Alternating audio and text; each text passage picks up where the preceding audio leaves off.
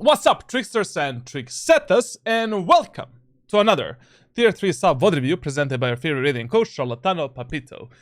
Today at our coaching table, once again, actually for the first time, we have our friend Valentin, Nababati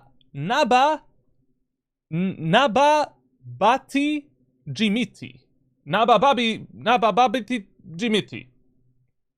He is a Platinum 1 Jett main playing on Breeze.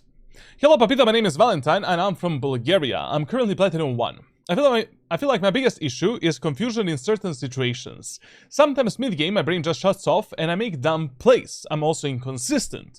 Maybe I'm not adaptive enough. If I start well, I usually keep playing well, but if I start badly, I zone out and can play terribly until the end. Lucky for you, I have a fix for you for all of these problems. And unfortunately for the people that are watching this video and watching this on stream, you're not gonna see that fix because it's in my private coaching videos. So you're gonna get a set of Radiant coaching videos that are gonna help you with probably all of these problems. Now, I'm just shortly gonna touch, briefly gonna touch on some of these points. I'm also inconsistent. So, what is consistency in Valorant? Consistency, number one, is learning fundamentals, all of the fundamentals in the game, and becoming super efficient at executing these fundamentals.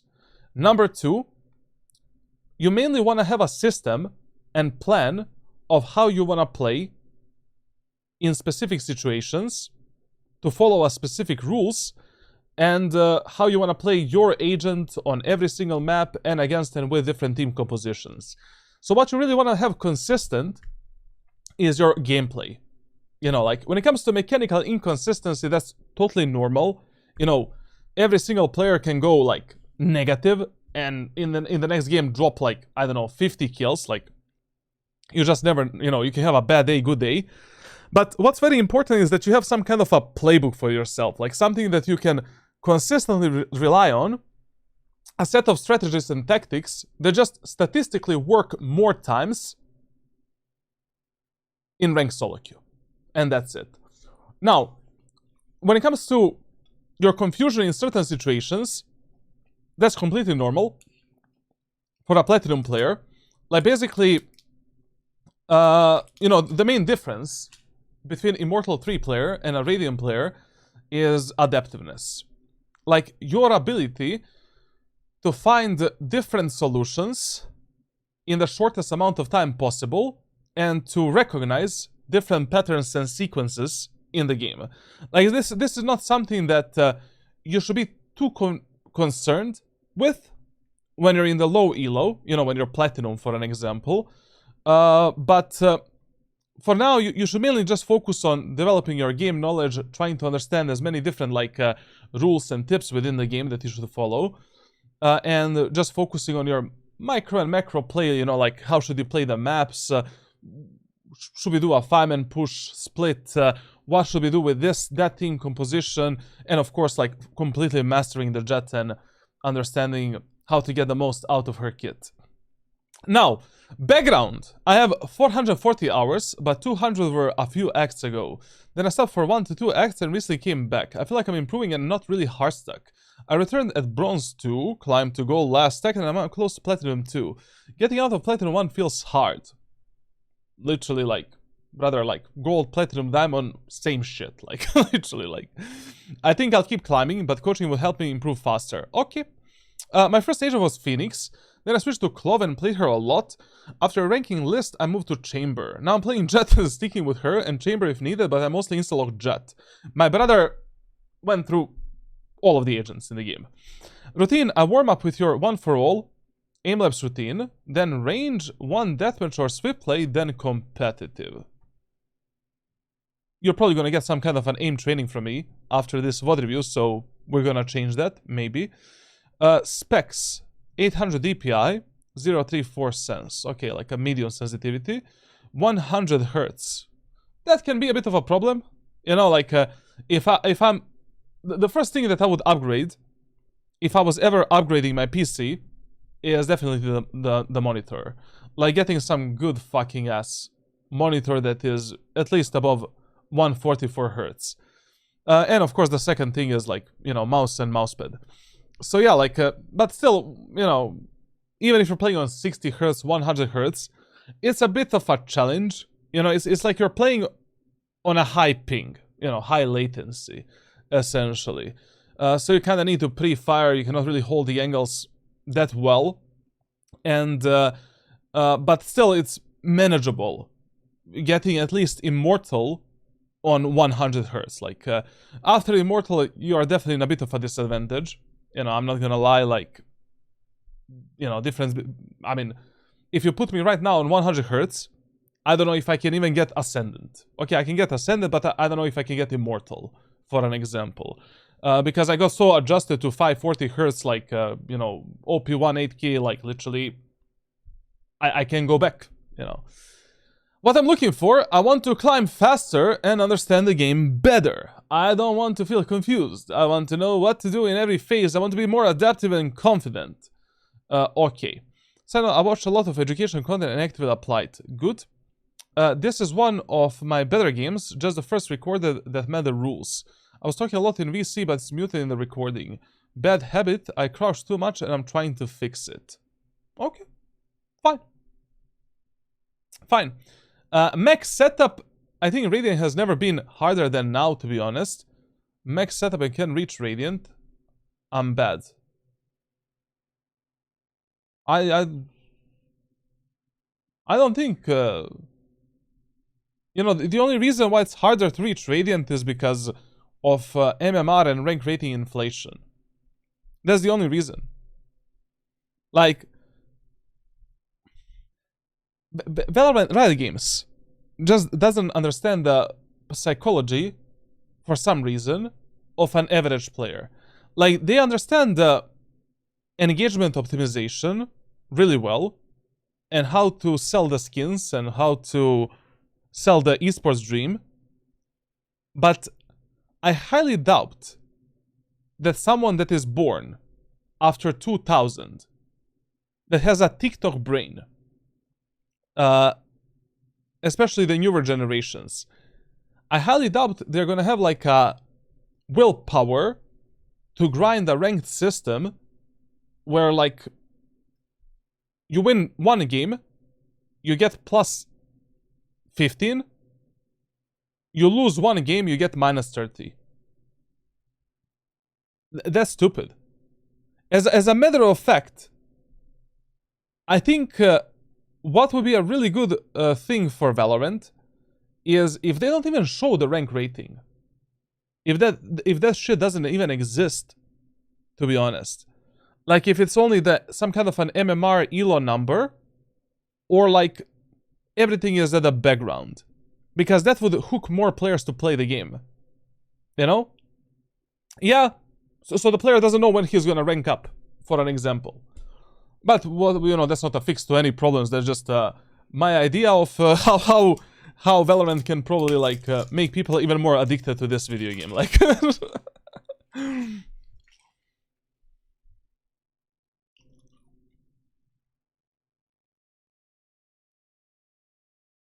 And don't you think that the skill of the average player is going up?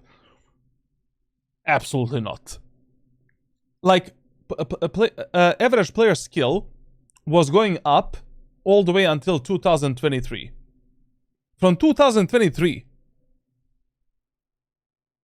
it's identical. Like, players are improving maybe by 5% each year, which is nothing. Like, literally nothing. Well, not even 5, but it's like 2 to 3% per year. Like, the Diamond, Platinum, Gold, Silver players that I'm coaching in 2026 are almost identical to the players from 2023. Almost identical. Like, same problems, same gameplay, same bullshit, like... there's nothing improving.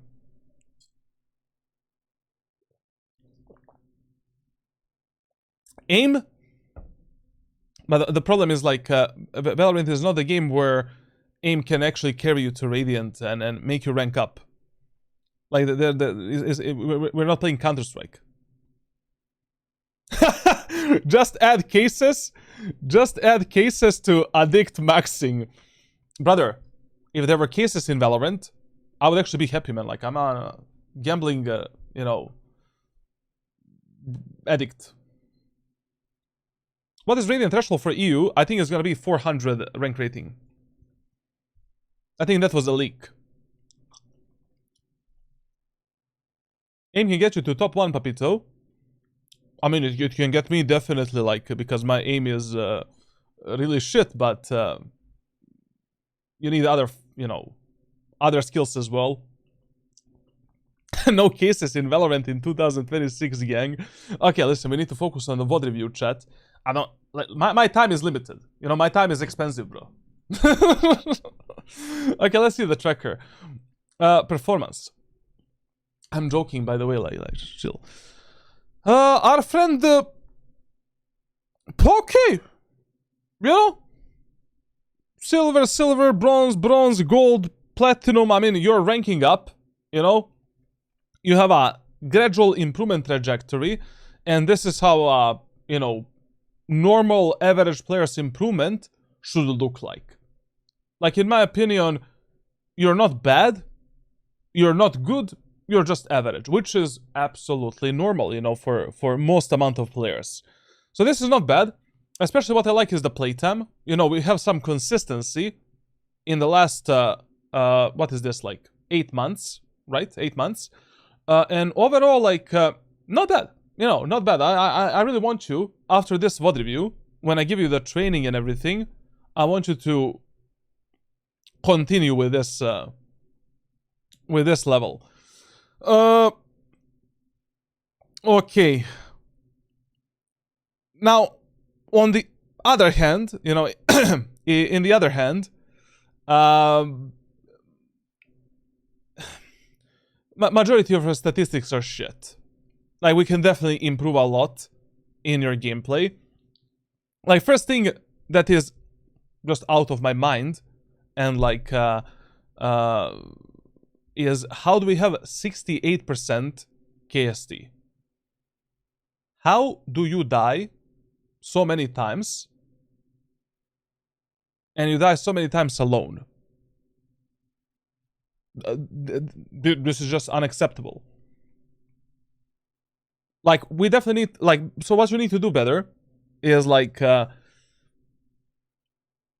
review the rounds where you die, and you have no idea why did you die. Now, what can help you with that? I'm gonna send you a few documents that are gonna help you with the VOD reviews. I'll share with you the questions that you should be asking yourself and how to do that on your own. Like, you have enormous amount of solo deaths. You know, that's where you cannot be traded, where no one is playing with you. Like, 68% is an abysmally low number. So, these stats, what do they tell you? They tell you that at least 7 times per match you die for absolutely no reason. Just no reason whatsoever. Or you die because you could have done something better. We need to take a look into these 7 deaths. Now, when it comes to agents, so Chamber, Jett, like, you know. Now listen, since you're already finding some level of success with Jett and Chamber, if I was you, for the next two months, just spam Jett and Chamber. Jett main, Chamber, Flex, and Fill, that's it. Anyways, both agents are S tier agents, one of the best agents to grind ranked, so, you know, you cannot complain, practically. Fuck the Clove, you know, like, we don't need that shit anymore. Now, that's the agents. Stick to the Jett, stick to the Chamber. Also, on my Discord server, in the agent guides, you have a playbook for every single map, how to play it. You have a fully finished ranked playbook for Jett, and you also have the playbook for Chamber as well. Cannot get better than that. Now, Clutch percentage low. As per usual, we can do something better in 1v1s and 1v2s. First bloods, first deaths, kinda bad. You know, considering you're playing Chamber and Jett. Like, this number cannot be equal. Like, if you have like 600 first deaths, but you should have at least like 800 or 900 first bloods, for an example, with agents such as Chamber and Jett. KST, horrible. Attacker side.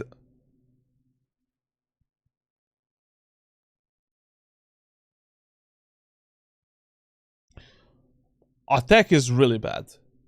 Like, on attacker side, you perform, like, so much worse than on defense. Next 2 months, you should really spend mainly on improving your gameplay on the attacker side. Defense is not better that much. You know, it's not like on defense you're some kind of a god. But attack is really a problem. Like, a huge problem for you. When it comes to loadouts and economy... Okay. Listen. In all of these rounds, your performance is not enough for you to actually reach Diamond or Ascendant. So, you know... But this is a huge problem. Like, the most important rounds in Valorant are the pistol rounds. The most important one. Practically, you can get 4 free rounds by just winning 2 pistol rounds. So in pistols, I have no idea what you're doing. And you need to change your strategies and plans of how you play the pistol rounds. Either lead your teammates more, adopt some of the strategies from the playbook, or simply get better with secondary weapons. Like, we'll see in the VOD review, of course, like, what you're doing in the pistol rounds and what you can do better. One bad thing is we have a Breeze VOD review, and Breeze is mainly a mechanical map, where, you know, there's not a lot of macro or micro play that you can make. So yeah. Eco rounds are also terrible, especially when you're playing Chamber and Jett. How do you have 0.82 KD in eco rounds? Chamber, you have Headhunters, there's Bucky, there's Shorty, there's a dash ability, there are Jett knives, you know, Chamber Operator. How do you have like 0.82 KD? So, this should also be your next priority for the next 2 months. Weapon versatility, kinda 0. You know, it's very good that you're using Operator, Outlaw, all of these, you know, weapons here. But you definitely need to give some love to other weapons as well. Like, you know, Bandit is really good, especially on Breeze. Like, what the fuck are you playing in the first round on Breeze if you're not playing Bandit? Spectre, Bucky, Guardian, Stinger, Judge, Marshall, Odin, Bulldog, Shorty. Like, there's a moment in time for every single weapon in Valorant. Now, once again, I'm repeating this for the last 6 years. Why is a weapon versatility so important for your rank grind? Because it gives you more solutions for different problems. In a matches where Vandal and Phantom don't work, there is probably something, you know, something else that you can do. Some different playstyle or different set of cheesy and cringe strategies that you can abuse to get easier kills. Neon is running at you with a Judge. Buy the Judge as well. Counter that Neon, fuck her up. For an example. Since we're already at the Neon topic. Other than that, we're gonna see everything else in the VOD review, so without any further ado, let's jump straight into it. So we have Breeze. Let me just remove... How do I do that now, bro? Oh! Never mind. So this is Platinum 1. Done. Hi, Coach. I've been liking Chamber lately. Is there any map where you could play Cypher instead?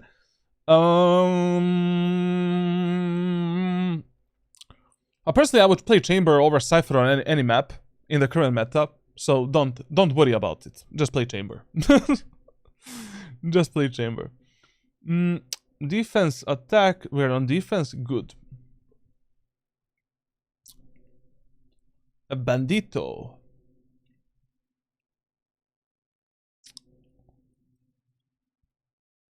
I buy Bandit and 1 smoke on Omen for big maps like Breeze. Is that okay? Yeah, it's fine.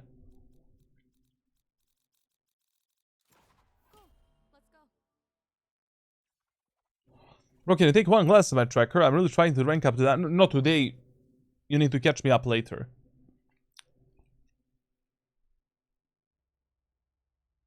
Vasis 7 times in based of what calculations? Based on the calculations of his ADR, KD, and KSD. The cleanup crew? My ult's ready. And damage dealt per round.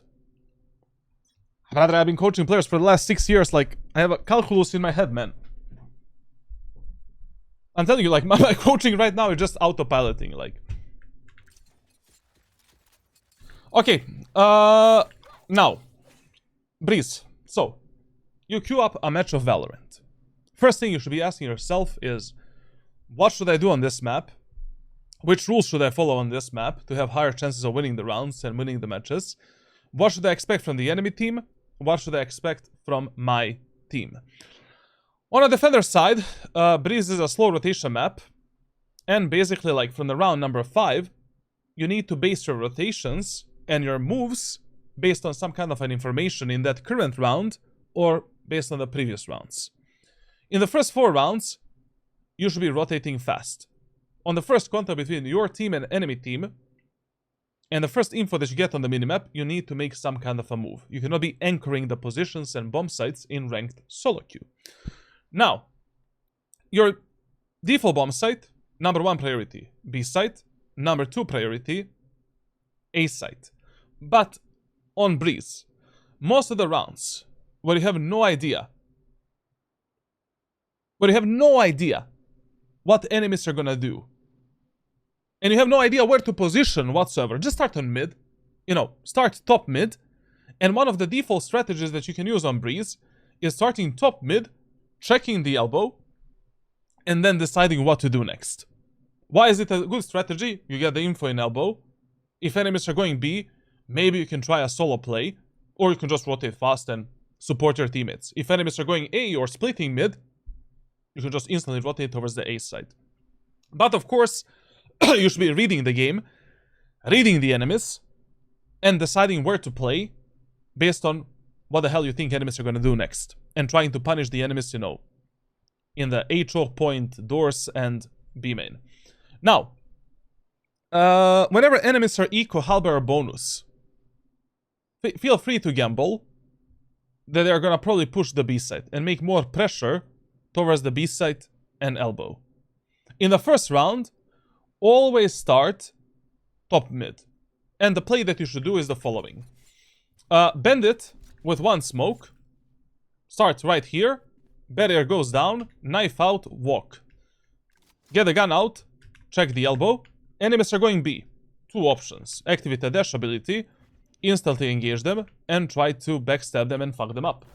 Option number 2. Run back. And just defend the site with your teammates. And that's it. Enemies are going A. You have a fast rotation to instantly go through mid. And practically, you know, like, we can check the whole mid area of the map. And what is also a good idea when you're rotating onto A side to mid, on A side through mid, is to open these doors and then go back. Why? Because this makes sound and noise all the way here. Like, this is the exact position until actually all the way here. You hear the doors opening. Enemies are gonna consistently think about that option if they hear the doors, hopefully, like.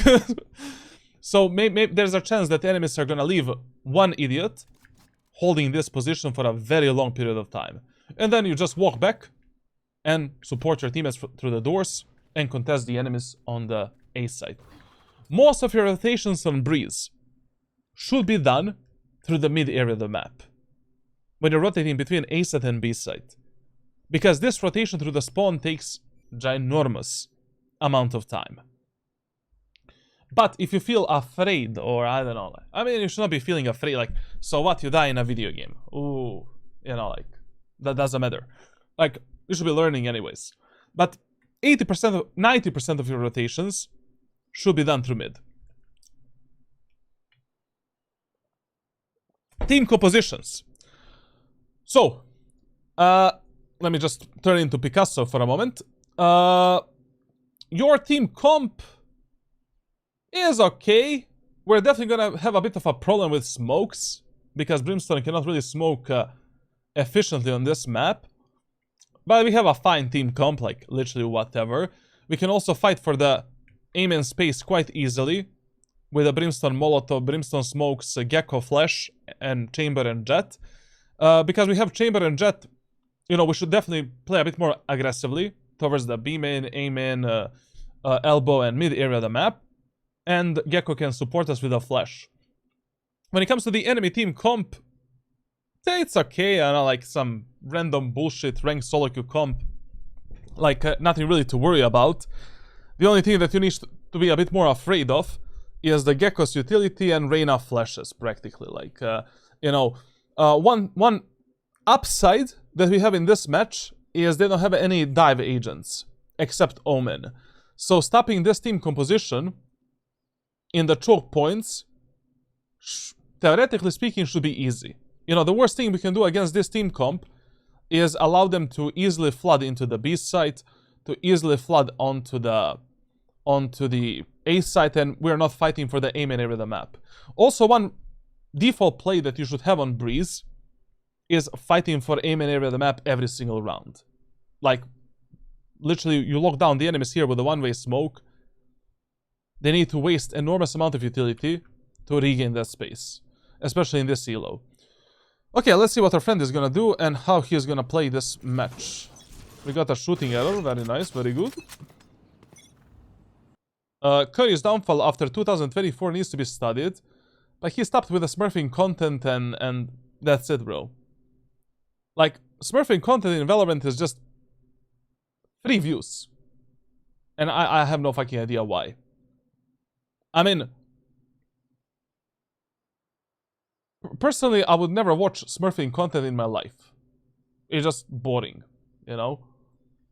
But for some reason, like, I don't know. Do you watch any creators for Deadlock knowledge? Yeah, I watch Metro, unfortunately. I watched Deathy, he's a good guy. I watched a bit of Sanya Sniper, bro. Like, I think that is his name, like some kid.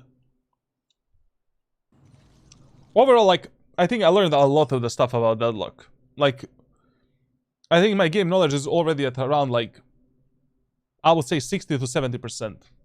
The problem is, like, right now, what you know, I have a problem with movement mainly, man. Like, my movement needs to be better. Now, Ghost. Why the fuck we have a Ghost in the first round on Breeze? You're playing Jett. Smoke is 200. 200. Get a smoke and a bandit. A bandit on Breeze is such a good weapon. And you should be learning that weapon and mastering that weapon. Like, it is so easy to get the picks in the first round. Who buys a light shell in the first round of Breeze? Nobody. On every range, you can headshot the enemies and, you know, basically, you shoot with a bandit and fight with a bandit in a quite similar way you would do with a ghost as well. Usually go for 2 shots, 2 shots, move, 2 shots, move, or you can go for the one-tap set. You have 8 bullets, faster fire rate than with the sheriff. You can literally delete like 5 enemies on your screen easily.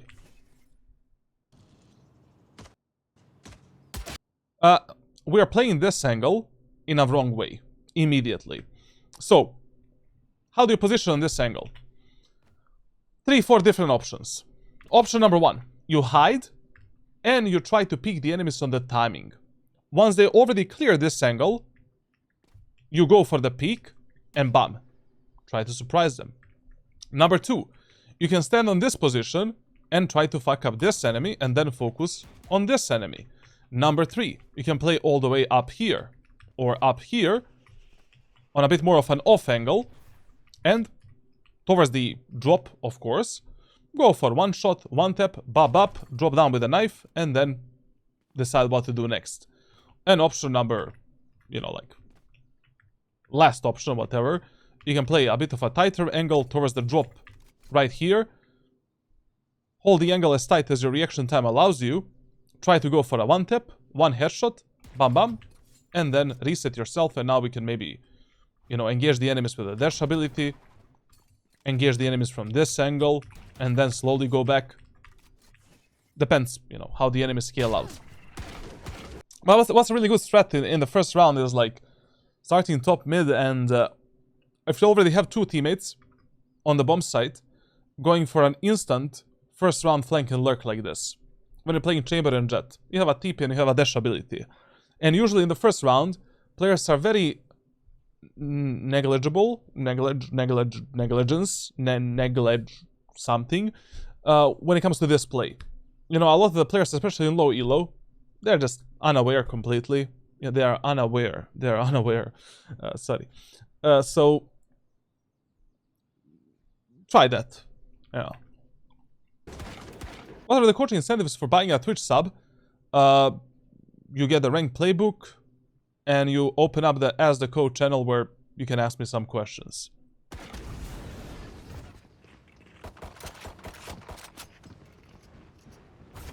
And you have a higher chance to win the giveaways for free coaching. Think about it. Now, this dash ability was absolutely wasted. Like, I don't know, you know, why did you use the dash ability here? Like, your teammates are holding this line of sight. None of the enemies are scaling out. We're holding a... Yes, we're holding a common angle, but a pretty safe angle. You know? Like, we can just go in and out, get the info. Like, there's absolutely no reason on an angle like this to use the dash ability. But we can just go in and out, bab up, and then, once the enemy starts scaling out, we activate the dash ability to get one enemy out of the server. Like, how do you want to use the just dash ability? So you mainly want to use the just dash ability by first getting an info of where the enemies are, where should you place your crosshair, and how should you take a fight, and then you use the dash ability to delete the enemies with a peeker's advantage and one burst fire or one bullet in the head. Like, this is just an absolute waste of a dash ability.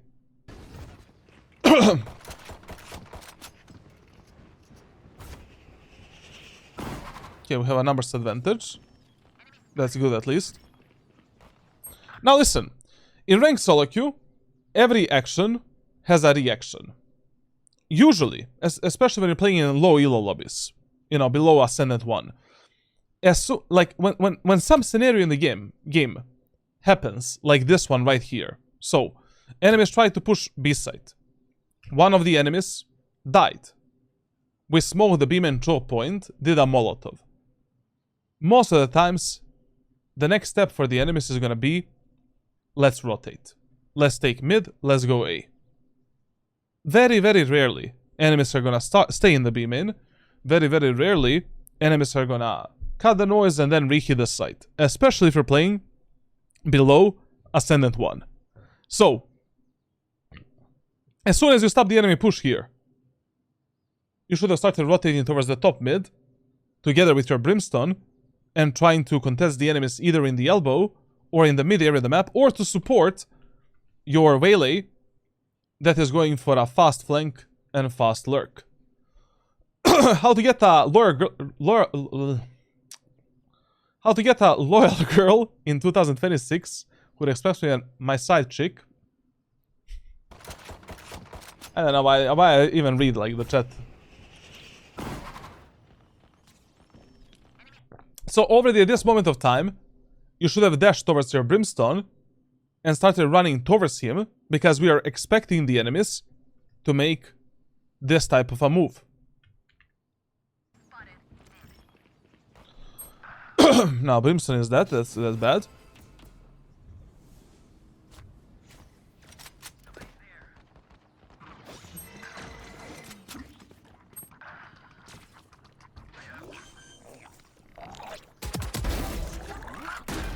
Omen was mid. His name is Feeling Clovely.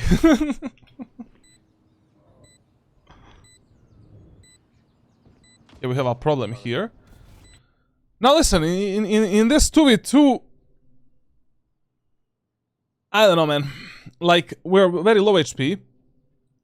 Like, the only way to win this 2v2 is just to get the fights together with the chamber. We need to play a really, really good refray game.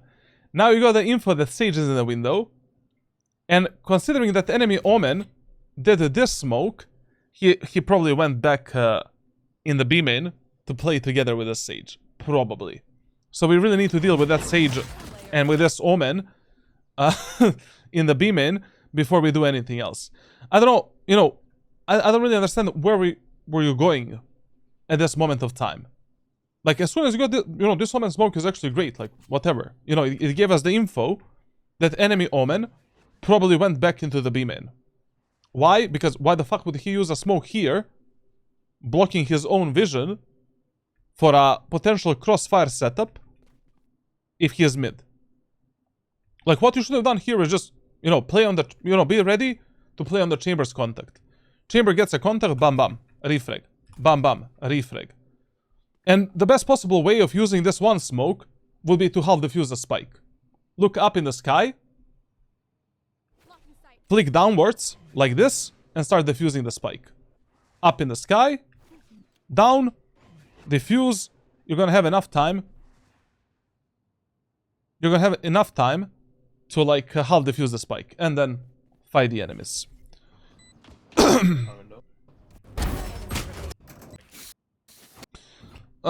Whenever you lose the first round of Breeze, in the second round you should play on the A side.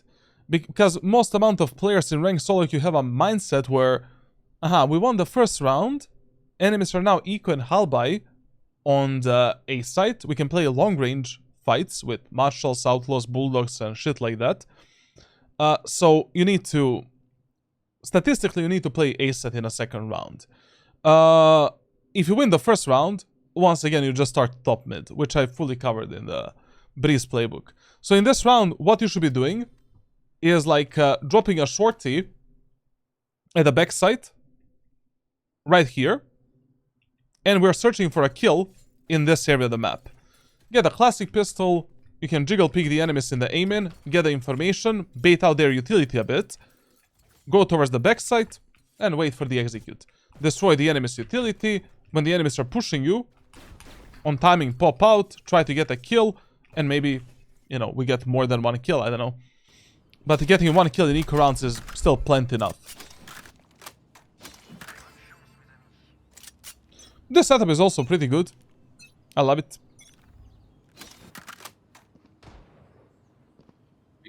Usually when you're playing this setup, this is what you want to do. So you want to bait the enemies into thinking that you only have a classic pistol, so that they engage you like a brainless monkeys. So we drop a shorty right here, and with the classic you start here.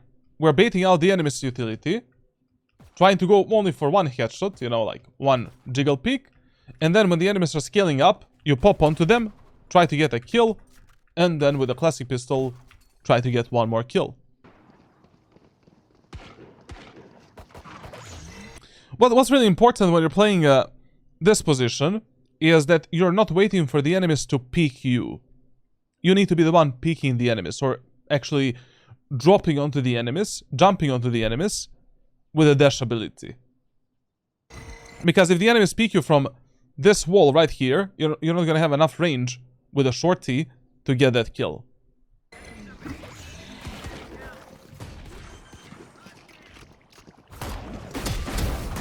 Nice. Listen, if the enemy's already scaled up into the bomb site, you need to be aware that, you know, long time passed. A lot of the time passed since the enemy started their execute. They can already be somewhere here.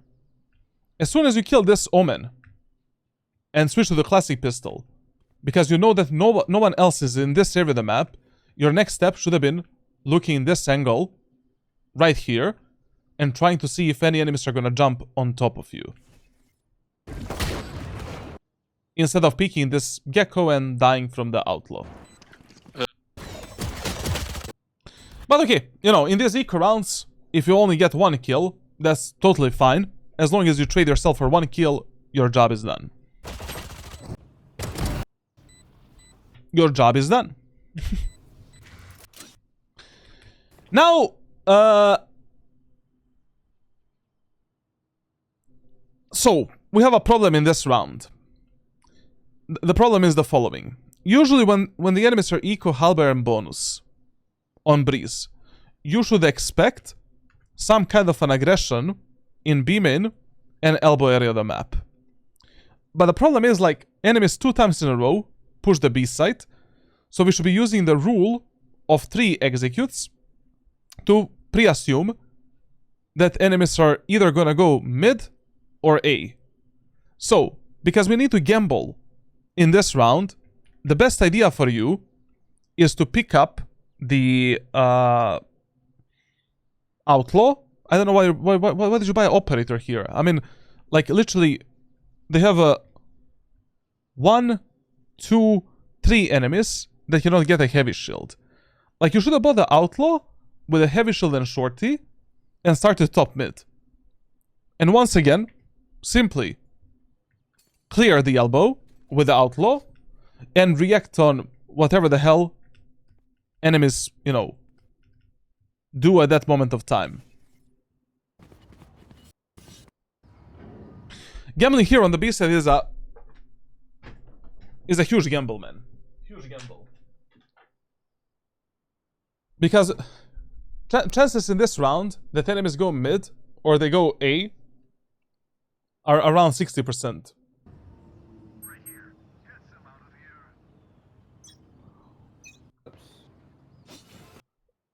With Operator, whenever you're holding long range angles, tight angles, always use the double zoom, double scope. It's easier to micro correct, it's easier to hit the shots, it's easier to notice the first enemy pixels. Don't use the 1x scope. Watching here. Darko, yeah, hit me up through private messages on Discord. And look at that. Enemies are actually going mid. Who would have guessed it?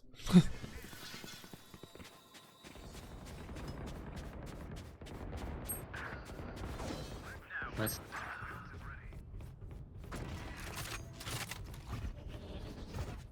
Once again, like, way too premature usage of a dash ability. Enemies just went into the bomb site.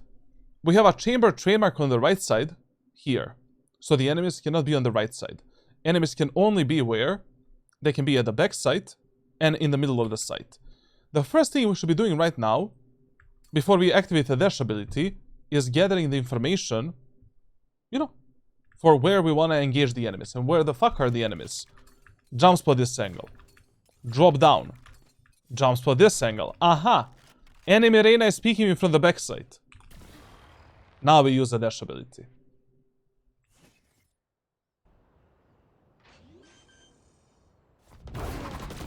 This is, once again, a complete waste. It would have been 10 times better if you first jump spotted the enemies, got the info about the enemies, and then use the dash ability to now engage them and fuck them up. Planted. Spike planted. Listen, one of the absolutely fucking worst things that you can be doing when you're playing Operator is fidgeting around and making some micro pointless movements.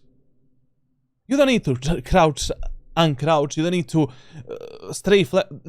All of this, what you're doing right now, just doesn't matter. On the enemy screen, it just doesn't matter. The only thing you should be worrying about and focusing on when you're holding an angle like this with the Operator is just focusing on the very first pixel that you see on your screen and being ready to fire that shot with the M1. So, you should be focusing, number one, on your crosshair placement, on your positioning, and on the very first pixel that you see on the right side. So, don't, you know, all of this micro bullshit that you're doing is just gonna fuck up your crosshair placement. Maybe it's gonna fuck up your shot as well. if you make some micro movements left and right that don't matter at all when you're using the operator, there's no reason to do that. Is Vito good for solo queue? If you want a D rank, yes.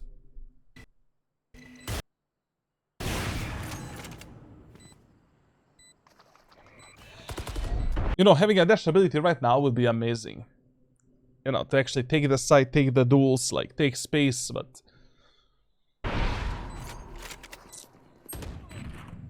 Watching here. we wasted it. Player. Stand. Okay, now when it comes to... you know, peeking the enemies and angle clearing, also you get 0 points from me there. Watching here. Like, so, chamber hits you. We know that chamber is on the right side. We know that Gecko and Reyna are on the left side. How do we pick this left angle? Mentally and physically get ready for that peak. Like, when you're playing in low elo, you have plenty of time to think and reset yourself. Like, you can basically take even 3, 4, or 5 seconds to decide how you want to take a certain fight before the enemies do something. So, okay, chamber hit me there. I need to go back behind the cover. Now, I think an enemy is here. You know, that someone is holding me from that thing. That's the next angle I need to clear. Anyways, reset yourself. Go for a fast scope in crouch peek, or without the crouch, it doesn't matter. And be ready to fire one dead zone shot with a operator. You cannot be peeking the angles like this, because you're in a huge angle disadvantage in this position. These enemies see you much faster than you see them, because this edge of the wall is super close to you and super far away from the enemies. Like, when you did this, this is the moment of time where the enemies already saw you. They saw that you're gonna peek them, and that's why they reacted on this peak so fast. So you should have hide your body, place your crosshair in the wall, and then do this. Dead zoning with operator is peak, but there is a dead zone mechanic with operator. Like, basically, this middle circle is actually lying to you. Like, you can take a fully accurate shot with operator, like, before this circle even appears on your screen. Like, there's like around 0.3 seconds of timing where you can take a shot without this circle appearing, which means a lot, like, especially when you're playing in higher elo lobbies. Player standing. Okay, but if we didn't waste our dash ability for nothing, you know, maybe we would have escaped, resetted ourselves, got some info, played with the Gecko, you know, all of that good stuff. Okay, now in this next round, once again, we have absolutely no idea where the enemies are gonna go and what are they gonna do. Also, these ultimates don't tell us that much. So once again, the best idea is to simply start top mid and play fast rotations.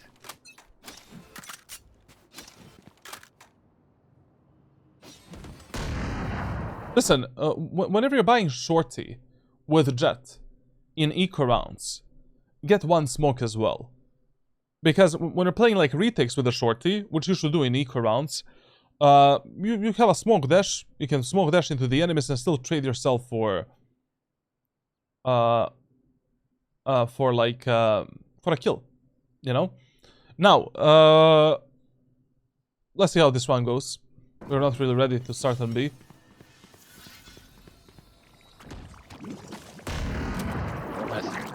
Also, like, you know, what's a really good eco weapon on Breeze when you don't have a lot of money to invest into Sheriff and Marshal is Bandit.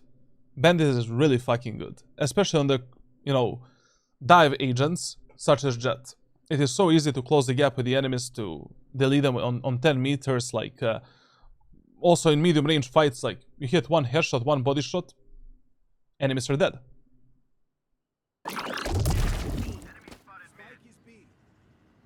Okay, chamber got us. You know, for an example, in these eco rounds, if I'm only using a shorty, and I combine it with a smoke. If I hear an enemy running for this spike in this beam area of the map, I would actually go for a trade. And I would try to make a play. So for an example, in these eco rounds, it is totally fine if you're playing like a kamikaze that is just trying to get something out of this weapon and to put your teammates into some kind of an advantageous position where they can maybe win this round. Because when you're playing eco rounds, the lower are the numbers on the map, the higher chances you have to win that round. Like, it's 10 times easier winning an eco round 2v2 and 1v1 than winning it 5v5, for an example. So, if I hear a guy going for a spike here, or peeking that angle, I would quite literally do this. Okay, I would not do that, like, if that is possible, but I would do this and just try to trade myself at least for one kill.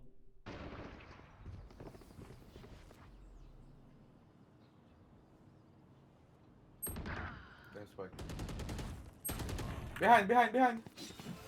What? Okay. Wall spawn. Now, there's something that you consistently need to be aware of on Breeze. And Breeze is really... I mean, I didn't sleep well last night, so that's a problem. Breeze is really a map where map awareness is mega important. Like, there are so many routes and so many positions through which enemies can lurk, flank, and take the timings. So, basically, you know, already here I was a bit scared that you might die because we lost the mid control, I mean the top mid control, a long time ago. I mean, we have no info if the enemies can be in the tower, in the CT, or in the B-link area of the map. So you cannot play this position right now. Like, the only thing that you can be doing is, for an example, playing a spot like this, where you're just trying to get the info for your teammates with your knife out, like whether or not enemies are top mid or in the CT. And then as soon as you get the info, you just drop down. Ah, guys, Sage is behind us. And then with a shorty, like, you're trying to close the gap with that guy and support your teammates. Behind. Now, one good thing here is that if we keep our location a secret and if we shift a bit, I don't really think that enemies are gonna expect you and Gecko being on the B site. Especially because you only have a shorty. Now we need to stay silent. Because there's a huge chance that enemies are gonna, you know, just run you down on B. Wall spawn.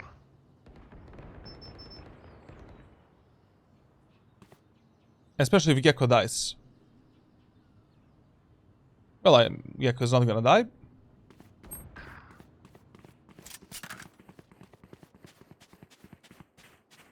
Guys, don't play too much Deadlock.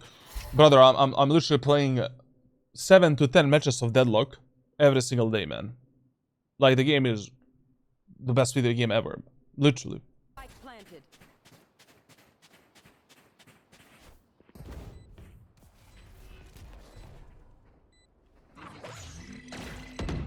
So we want to go through this smoke. We activate a dash ability and then clear it. Right? Yeah.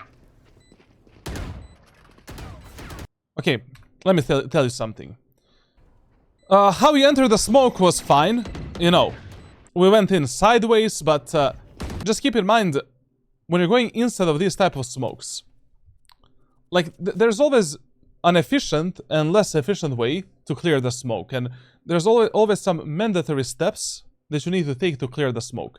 If the enemy have a smoke here, and you want to go inside of it, you need to flick from left to right, and you also need to check this position as well. Like, there was a huge chance that one enemy is sitting in this corner, for an example. So when you were going into the smoke, you should have done this.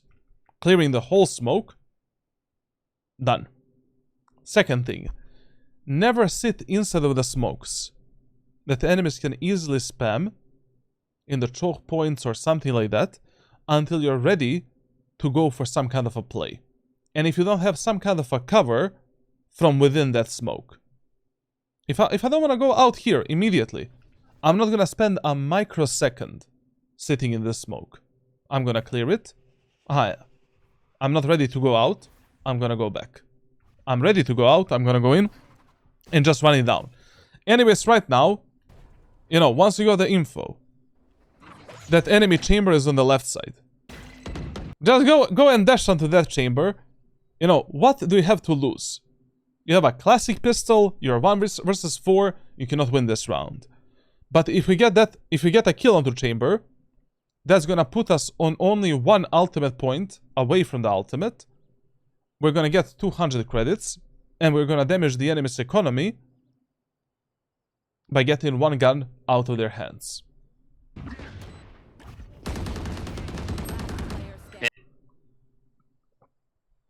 So I don't really understand, like, why were you scared to go for this type of a play? But the main mistake in this round that you made was, number 1, not buying a smoke with a shorty, and not going for a bit more of a Sudoku play when an enemy was here. Like, I'm 100% confident if you did this type of a play, and you tried to kill the guy that picked up the spike, the round would have turned out a bit differently. You know, your teammates would still die on B side from the Sage, but maybe you would have survived, I don't know, like maybe with a gun in the hands. I mean, we will never know. Maybe your Vele wouldn't die like a potato. Yeah.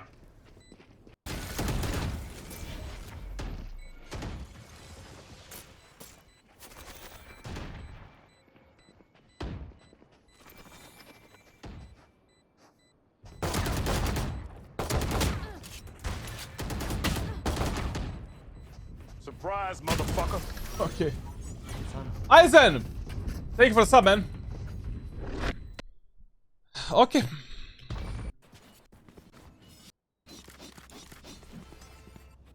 Now listen, like, when the enemies have the Gekko's ultimate on a map such as Breeze, it makes a bit more sense for the enemies to push B site rather than A site. I mean, it's, you know, using the Gekko's ultimate on A site doesn't do that much. So it's totally fine that you're starting top mid. Like, I'm very curious to see what you're gonna do. What the fuck is Brimstone? Like, skill level of players improved over the years. Like, Platinum / Diamond Brimstone is playing inside of this corner right here against the Gekko that has the ultimate. And Gekko, let's see how that is gonna play out. Okay. Nice. Listen, when you're peeking the elbow, like with a knife out, Luca, Wolfstreaman, try to move here, and then as you pass this corridor, pull the gun out and jiggle peek this corner, and then check all of the other corners. Nice. Good kill there, like, you know, good kill. This elbow play is some kind of a default play that you should be doing. So, good play. That was Are they scary. pushing? Koken nach der A little bit. Oh, spike. Okay, It's just funny, like, how Brimstone is running towards that wingman like an NPC. Like, literally, like an AI. oh, spike. Valorant cinematic. Once again, like, you know, so far, the main thing that you're lacking when it comes to playing Jett is just dash ability usage. You know, like you're wasting it quite a lot. This ability. Here for an example. Why would you use a dash ability if Brimstone is not dead? You don't hear the enemies moving out, and it's only the wingman that's running with a spike. Or without the spike, I don't know if the wingman has a spike, you know. So, just chill in the smoke, wait a bit. Like, your only job here, when you have teammates in front of yourself, is just to look at the minimap and listen to the sound. Aha. Enemies are going out, dash ability, let's fuck them up. Once again, on a defender's side, before you use a dash ability, most of the times, first get some kind of an info whether or not you're going to be fighting the enemies before you use it. The only time you should be using it like blindly is if you're taking space somewhere aggressively and you're not really certain if the enemies can be there. For an example, you want to pick enemies, you know, in the elbow like this. You should always use a dash ability to clear the beam and area of the map and to clear all of these angles. We have spike. Okay, okay, we'll do that.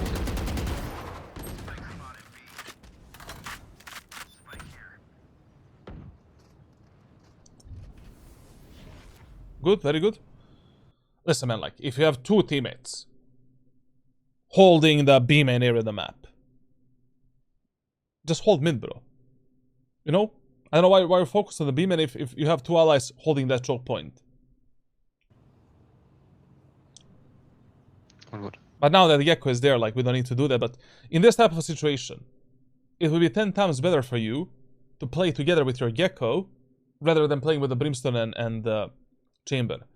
Brimstone still has like 2 smokes available. He has a Judge as well. He has a Chamber for a trade. But the only problem that can happen right now is if the Gecko dies. But once again, we come to the problem of your unawareness, you know, a bit, that we're going to try to improve with some kind of a training. Omen has the ultimate. Enemies are already on A site. They're already going A. Whenever the spike is dropped, Omen has the ultimate. Feel free to pre-assume immediately that they're going to try picking up that spike with the Omen ultimate and that they're running onto the A site. So right now, you should have the knife in your hands, running through the CT or running through mid. No, not really running, but walking through mid with your Gecko and trying to cut off the enemy's rotation and trying to surprise the enemies together with your Gecko on the A site. Henkel, what's the man? One have ulti, watch.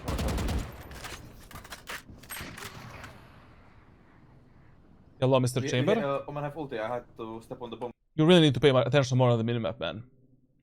Like, basically, listen, I'm gonna share with you a document that explains all of the minimap trigger points in Valorant. Like, when should you take a look at the minimap? And try to implement all of these trigger points within your gameplay. Because right now, you know, like, you should be aware that your Gecko left the top mid position, and if you want to continue playing with a Brimstone, you simply cannot play this spot anymore. And you cannot be focusing yourself on the beam and area of the map.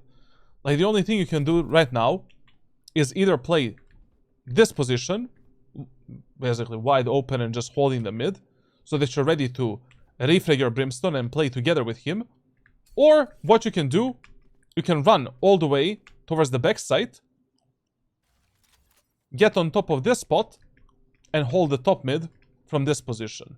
Which is the most optimal spot to play when you have one teammate stuck in that corner. Because if enemies are not top mid, bam, bam, bam, you're immediately there to refrag your Brimstone Zinho. So he won't take it. I really hope we don't die from mid. Smoke and stay on the bomb. Just step on it. He won't be able to pick. It doesn't work like that. Like, basically, the only way to stop Omen from picking up the spike is if the spike is stuck in some kind of a corner and 2 players are standing around the spike, but you need to be pixel perfect for that shit. It's just mega inconsistent. No, not worth it most of the time. You need to be standing towards the Brimstone. Nice. We also heard the footsteps in the elbow. That's another thing I don't understand. Is like, you don't really react fast enough based on audio. Like, for example, you know, like, Sage was running like a monkey here, and you were not ready for that fight in the elbow. Now, I really hope we heard a guy running through the elbow and going top mid. 30 seconds. Because right now you should be focusing on playing this position and holding the B-link area of the map. Yeah, probably the window. Listen. Never. You should never enter the smokes with your tip going first. You know, like with your erection. So, here. 30 seconds. You wanna clear the smoke. For some, I just don't know why you're even doing this. You know, the spike is dropped. Enemies can kill us from top, mid, and B main. Why would I even push this smoke? Absolutely no reason. I can just play a perfect replay game with my brimstone. But you wanna enter this smoke for some reason. Shoulder first, fast flick in, and that's it.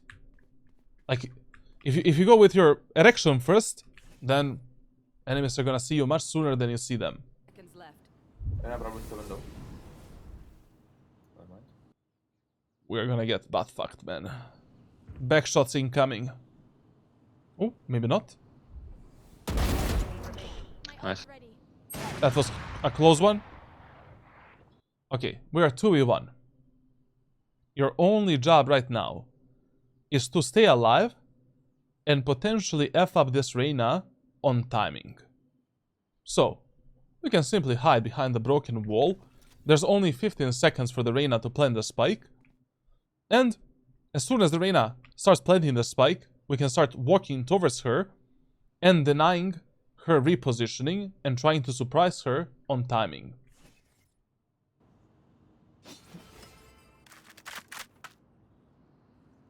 Don't peek it! Ah! Ooh! Okay. You don't need to take this fight. Like, if you already have a spike control.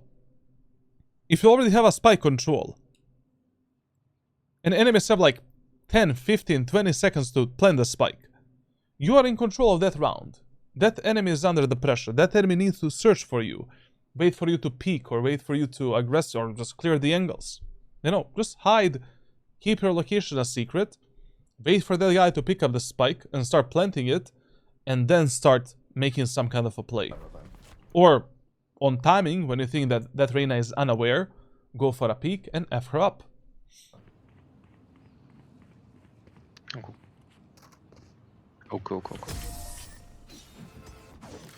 Okay. Okay, so we punish the enemy's push onto the B site. Once again, 2 times in a row, enemies went B. We use the rule of 3 executes and rule of fear to pre-assume that enemies are gonna go A. But Charlatan, I already have 3 teammates on the A side. So what? You're playing in ranked solo queue with 4 mentally distorted individuals, probably. You know, chances are really high in ranked in Valorant. You don't know how good or how bad are your teammates. And you'll learn absolutely nothing in this video game if you're just playing retakes and relying on your teammates to win the rounds for you. So, right now, you should be playing on the A site, locking down the aim and area of the map, and then seeing what the hell we should do next.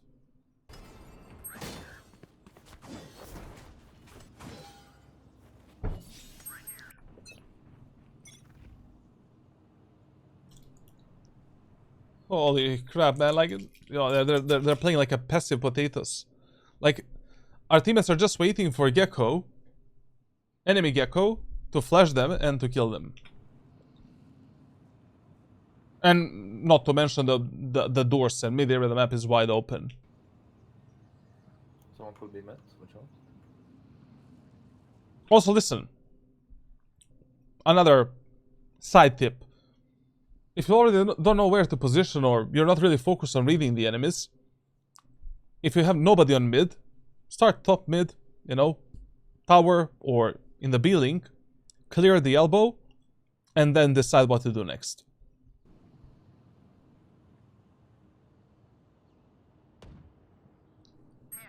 Okay, we heard one guy in mid, so now we need to activate a dash ability, because there's a chance for us to fight enemies on mid. Like, activating a dash ability here is fine, because there is a slight chance we're gonna be fighting the enemies because we got the info that the enemies are mid. Smoking A.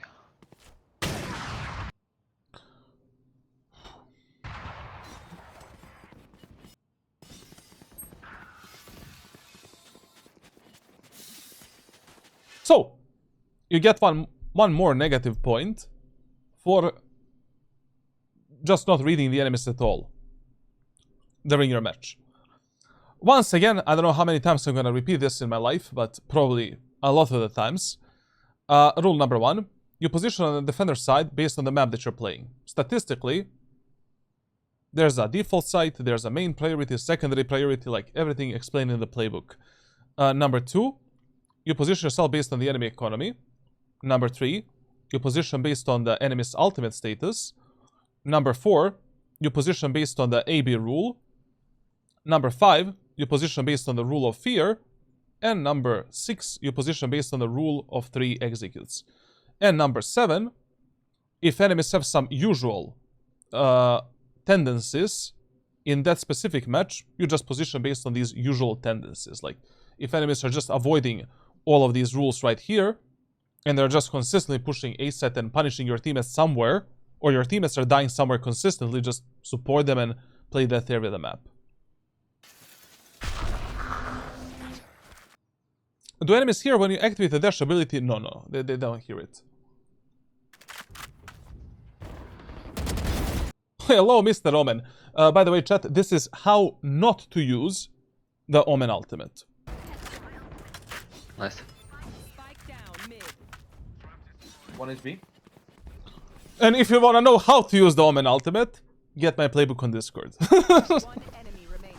Last B. Nice. Nice, great.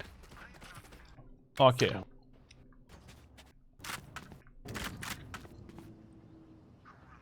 Once again in this round, you know, a very good idea would be to start mid. Like,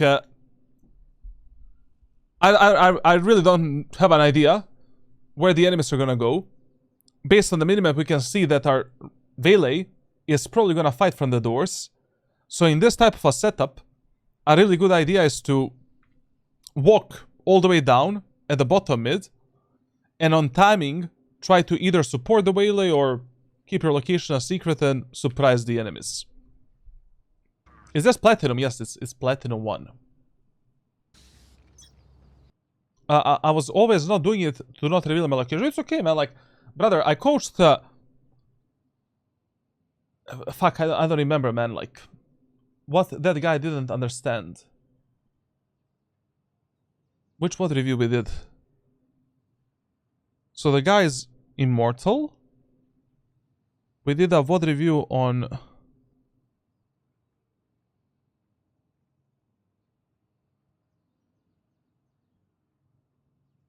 Whatever. I don't remember. You want to play? Let's play. Don't peek longs.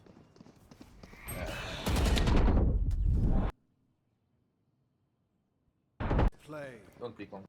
Listen, man. If you already want to peek the enemies here. So, the only reason for you to start in an open position like this is if you want to surprise the enemies with a peek like this. So, your positioning should look like this. Exactly. You hear the enemy's footsteps. You hear 2-3 sets of footsteps. Instantly activate the dash ability. And when you think that enemies went around this cover, you do this and basically just dash away and reset yourself.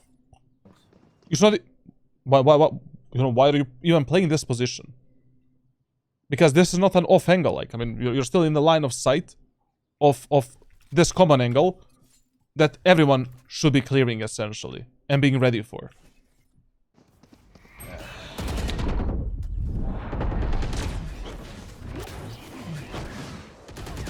What is going on, bro? Oh.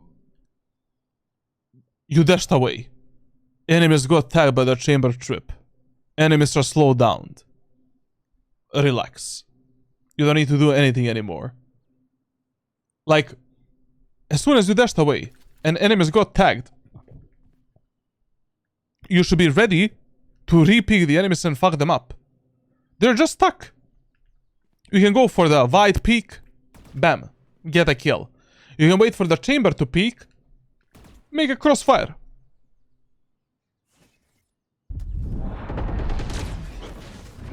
This is just overusing your, you know, powers and authorities.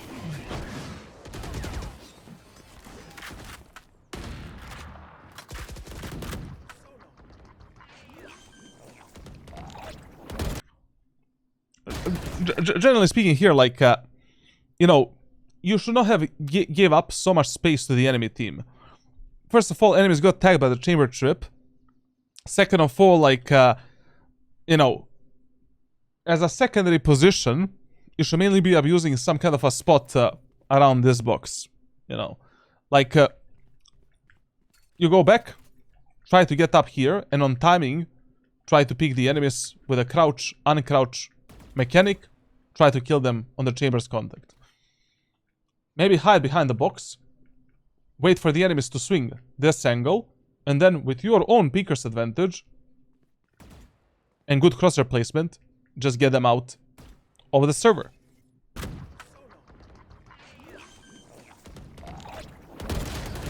Okay, we'll do.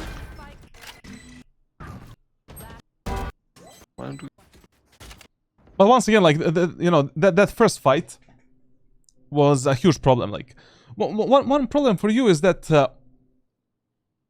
when you're engaging the enemies, a lot of the times, like, you're not ready to fight them with your crosshair placement and movement. You know, you're not positioned properly for that fight. And that's kind of the problem for you.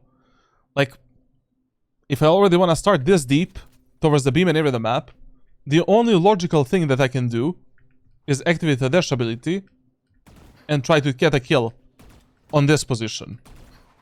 And then reset myself. Maybe you can use the updraft and try to go for a second peek and then drop down. But holding this angle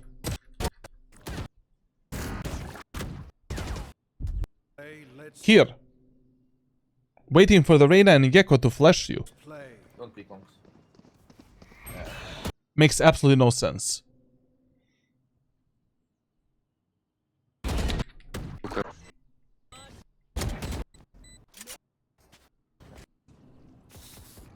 Okay. Listen, man, like, with the Jett, as soon as you build up the Jett's ultimate, you should instantly use it in the next round if you don't have any other weapon with yourself. So that we have a chance to build up this ultimate at least 2 or 3 times during a match. Jett's ultimate is one of the best weapons in the game. 10 times better than Vandal Phantom or some bullshit like that. Long range, 1-tap headshot. You can go for 3 bullets in the body, just delete the enemies, fly around, jump around, do whatever the hell you want. You need to put enormous amount of practice into using this ultimate, especially when you're low elo, and try to get better with it, and more confident with using the knives.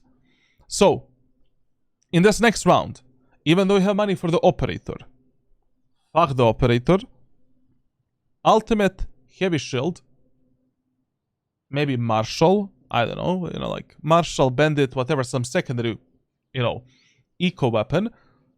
That's it, in case that we miss all of our knives. You save your economy, you're building another ultimate. In the next round, everyone is happy. And then, in round after that, you can get the...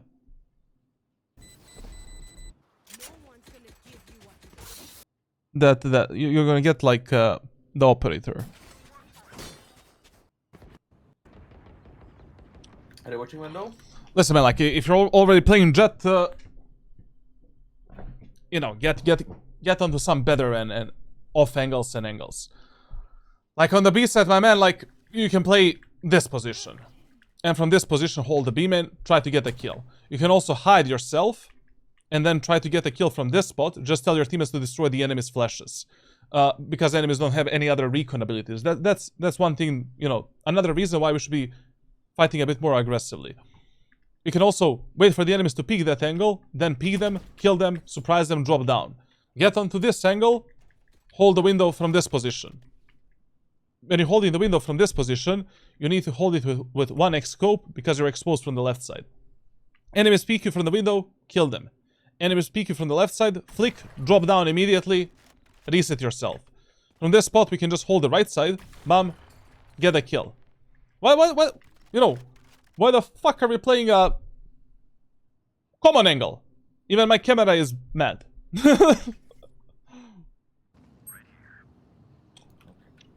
Now listen. If your teammates want to do a peek in the B main area of the map, you need to angle yourself in a way where you can see this window a bit deeper. So the problem is, like, you know, if the chamber is going for this type of a peek from this part of the wall, which is terrible and really bad, that enemy can already see him here and kill him. You don't see that enemy. So what does that mean? That means that you need to play on top of this position, like this, in order to see the window angle slightly deeper.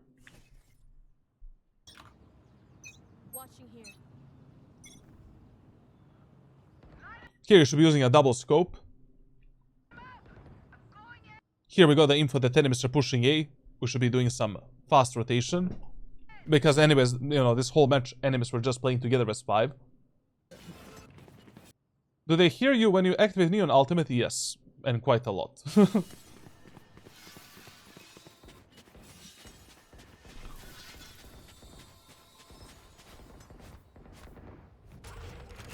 Not really. Okay, very good that you stop your rotation, your teammates stop the enemy's push on A side, everything is fine, and very good decision to play with the chamber. Nothing, man. No smoking. One mid. Please use the double scope, and the main problem here was the crosshair placement. When you're like holding the bottom mid of Breeze, your crosshair should usually be somewhere here, not here. Like, you should be ready for a further peak and a higher peak from the enemies. So essentially, you're being ready for a peak like this, and not a peak like this with your crosshair. No smoking. So, I want to hold this angle. How do I hold it? Okay, we can hold a tight angle. Double zoom. My crosshair is here. I'm trying to catch the enemy's movement from the left side towards the right side. Why? Because we saw the enemy spamming the box from this position. One mid. Nobody.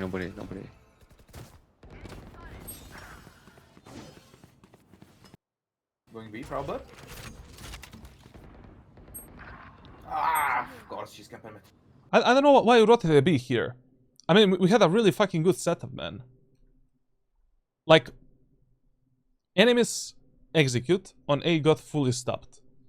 We have a trademark on the B side giving us the info that enemies cannot be B. No one in the enemy's team can cross that trademark except the Omen. But I highly doubt that Omen is in the B main area of the map if the whole team was pushing A early on. So here, you should have actually been supporting your chamber. And also, so whenever you have the B side fully cleared or locked down by some sentinel utility, and you need to play with one teammate that is bottom mid, the best angle that you can play is this position here.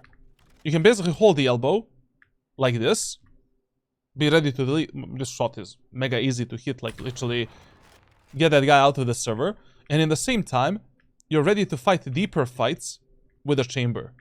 If the enemies, you know, swing him like this, which is something that you cannot see if you're playing from the window, for an example. So instead of going B and pre-assuming that enemies are gonna end up on B side, you should just be supporting this chamber, holding the elbow, playing for the information. And anyways, you already have the info. You have the info that some of the enemies are bottom mid, and that some of the enemies are in the A main. Like, one of the worst things... So, sorry. One of the worst things that you can do in ranked solo queue, especially when you're playing in low elo lobbies, is pre-assuming that, like, trying to think like 2 or 3 steps ahead, you know, compared to what the enemies are doing. Like, it's usually better that you play on the information that you have at that moment of time. Because these players are not really using their brain cells and brain power that much. If you already have a teammate stuck at the bottom mid, you know that 1 or 2 enemies are bottom mid, it is 10 times better for you to support that teammate, make a numbers advantage at bottom mid, and then play retake on the B side. Anyways, who the fuck cares about the side control? If you get a kill, 1 or 2 kills bottom mid, we can easily play a 5v3, 5v4 retake on the B side. With the Brimstone, Gecko's ultimate, and then numbers advantage.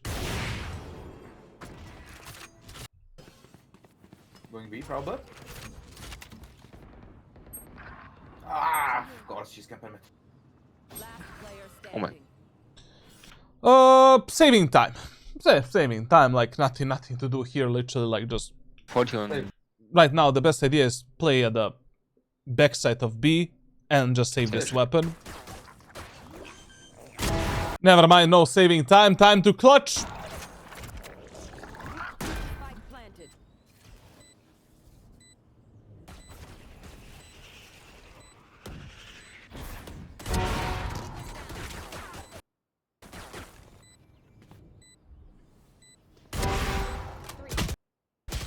Okay. There's nothing better you Nice could have done. free Not bad, not bad. Last player standing. Oh my. I just want to see what happened here. 40 on... Save Sage. the op, save Sage the is op. mid.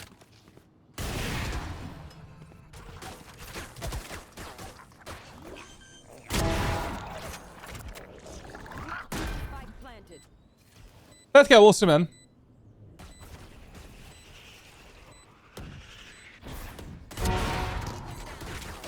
Baxter, welcome, brother. Okay, it's fine. We kind of forgot about the Reyna that was, you know, the first one to go into the site. I mean, like, you literally saw this Reyna jumping into the bomb site here. You killed one enemy here, one enemy here, one enemy here.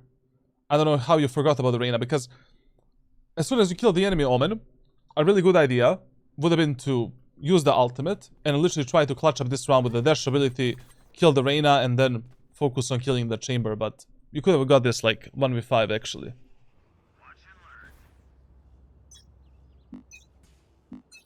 Okay, so they have Gecko's ultimate again. The last time when they had a Gecko's ultimate, they pushed B side. So once again, we can make that gamble. When they care about the map control, you care about the map control only if the enemies are playing super slow. They like to fake a lot. They have someone that likes to flank and lurk a lot. And you have that info from the previous rounds. Dash ability? Never mind. I mean, you know, you heard the footsteps of that Sage in the elbow. It's totally fine if you use the dash ability for this kill. Because one of the worst things that you can do with Jett is you die before using a dash ability. Then, you know, while you're playing Jett, like, you can play Reyna then, like Aizo. Nice. Operator mid. I know mid. Right now. What the fuck is that peak, bro? I mean, listen. Like, you're playing Jett with the knives. You know? You know that one enemy is at the bottom mid with the operator. Dash ability activated. Updraft.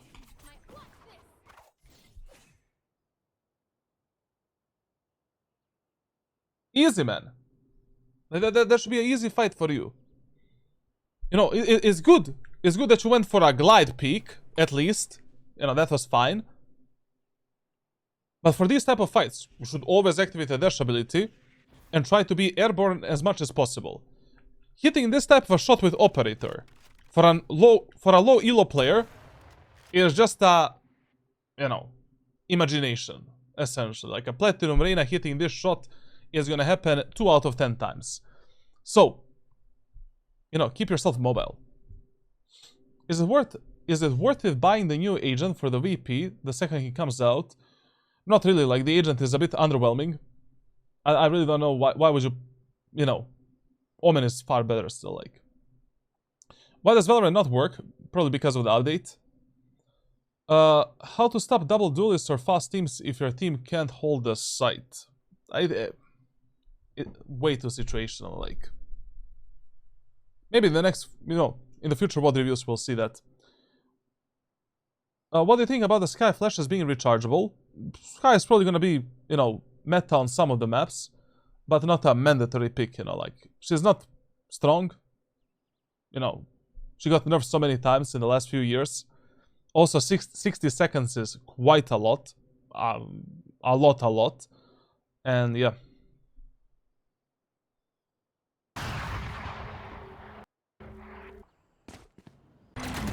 B.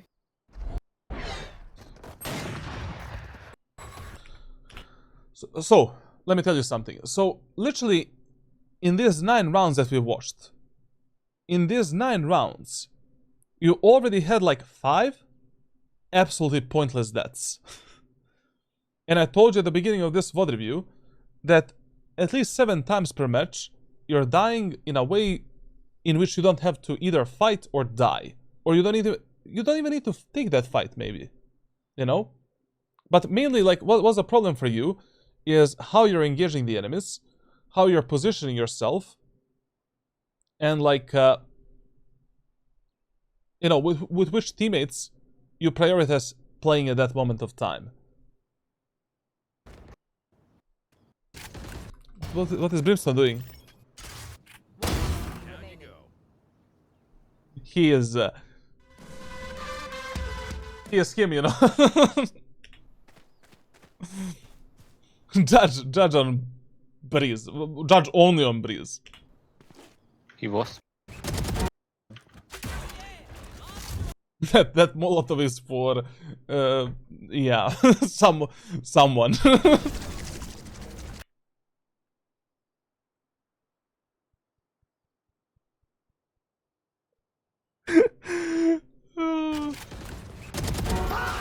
Nice. Okay. Okay. Once again, you need to hold a bit of a deeper angle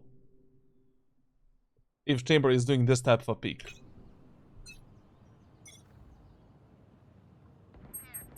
But also in this round, you should have played once again either towards the mid or towards the A side. Why? Because we, you know, once again fucked up the enemies, you know, execute on B. We won the round on the B side, so we can use the rule of fear. Or need something. Be completely clear. When your teammate pushes a beam in every the map without checking the elbow, and he tells you the B set is completely clear, please check the elbow as you're rotating through top mid. Nice. Once again, I don't know what is this dash ability usage. Like, why would you use a dash ability here? Your Brimstone is bottom mid, holding all of the deep angles for you. He is the first contact. You don't need to use the dash ability right now. If Brimstone died in this fight, then you need to use a dash ability to take a next fight. Nice.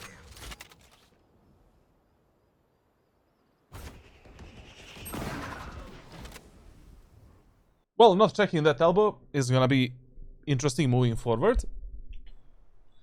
Also, another problem here is that, you know... Actually, where is the Chamber? Okay, Chamber is gonna die. Chamber is gonna die in a few seconds. Oh my god.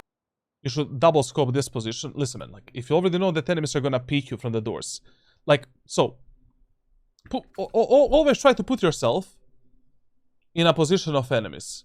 Like, so, Gecko did a flash here. Flash tagged one enemy here. What do you think is the next thing that Gecko is gonna do? Especially a low elo Gecko.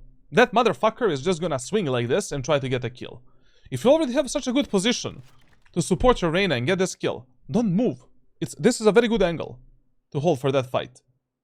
Like, just double scope and just be ready for a fight.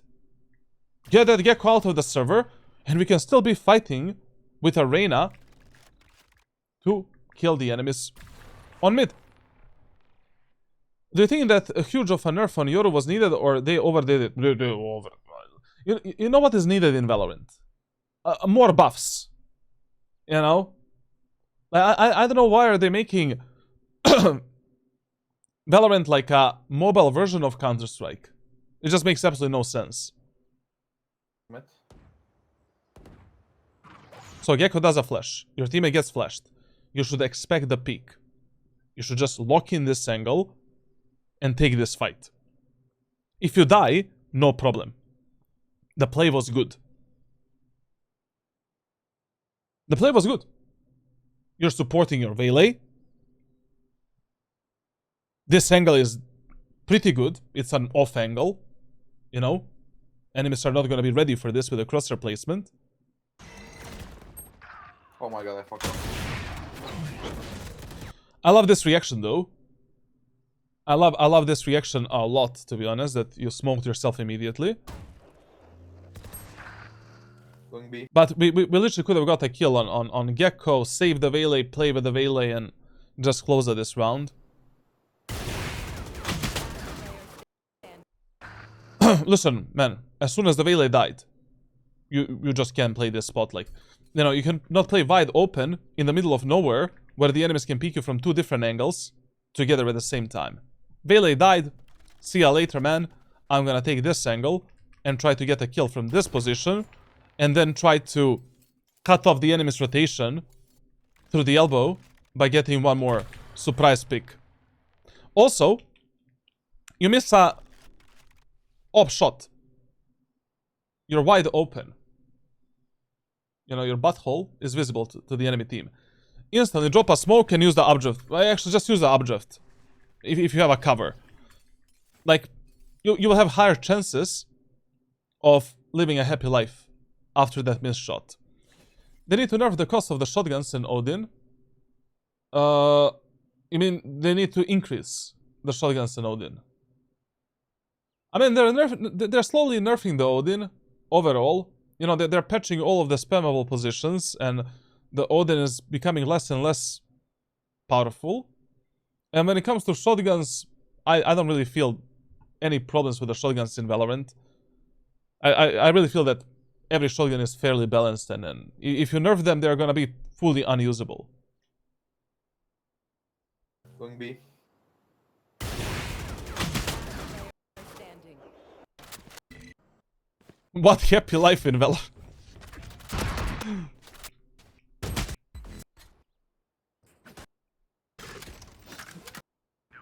Like the problem that you have is when you're taking these fights with the enemies is like there's micro decision making that you have, you know, like in terms of your positioning and how you're engaging the enemies and, you know, how you're taking these fights. Also, the dash ability, like, that's the main thing you should pay attention on when it comes to learning the Jett and mastering the Jett. And when it comes to the main problems that you have with the Jett. Like, you just need to think twice whether or not you should use it.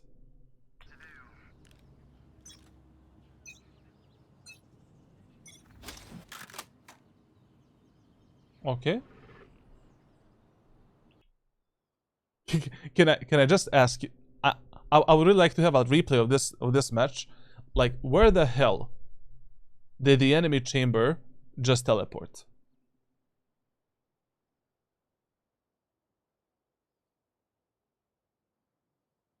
Is the Razer Huntsman V3 good or overrated? Personally, I don't really love any Razer products. The build quality is not really the best. It doesn't really last that much.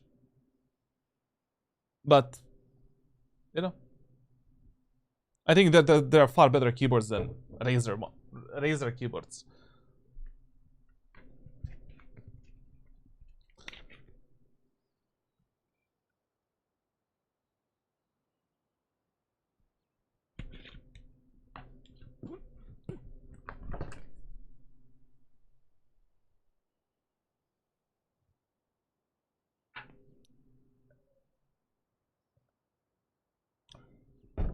Okay.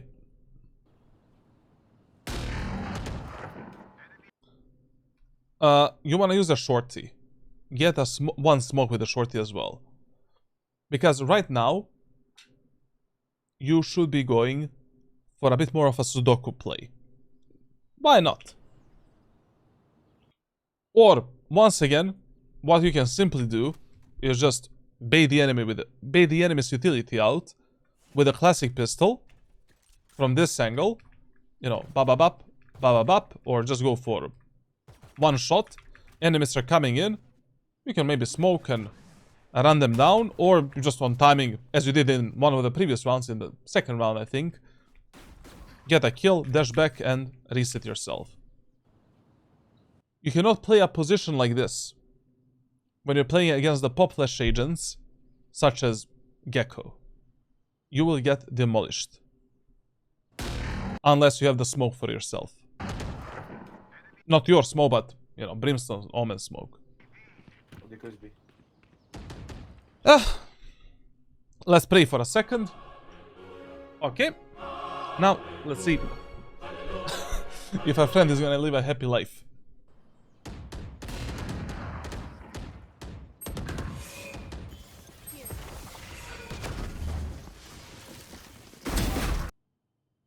Brimstone came to the clutch.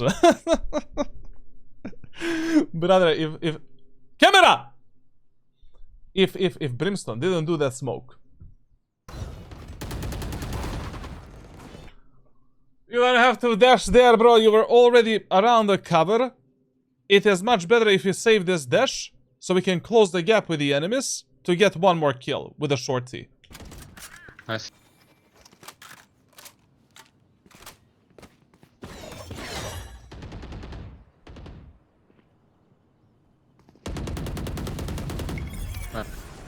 One enemy remaining. Never greed for the guns. Like, if you're not 100% certain that this gun is safe, don't greed for it. Because this gun won't matter at all if you die for it. I have no idea where is the Sage. She can be anywhere. Chill, relax. Get some information about the Sage positioning, and then pick up the gun. You can still kill that Sage with a shorty as well.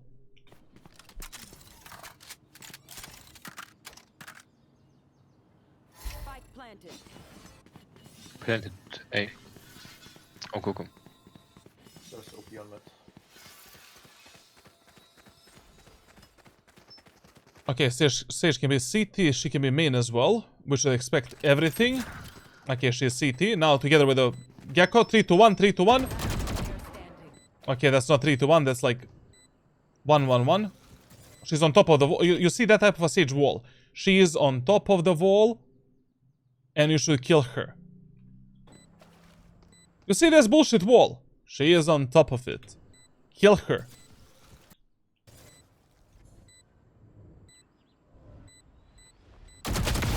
Okay. Nice. Okay. You could have killed her immediately, to be honest, but whatever.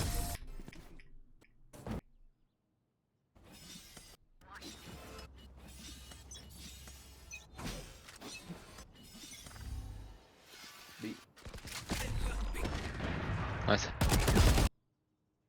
You need to act like if you hear the footsteps in the beam and near the map. You need to activate a dash ability, bro, for this type of a fight. Operator mid. Oh, window, sorry. We talked about, you know, how you should pick this angle and how should you like you know, take this duel. Dash up, thank you, Lord. Okay. Which wide? I will push from A. But I don't understand, like, why do you rotate on B side right now? B is fully cleared. We have a smoke for B main. We have a chamber trademark for B main. Enemies are not moving in. We know that enemies are in the B main and elbow. And now you should be playing with your Brimstone. You know, and taking some kind of an angle like this and waiting to see what your Brimstone Zinger is gonna do.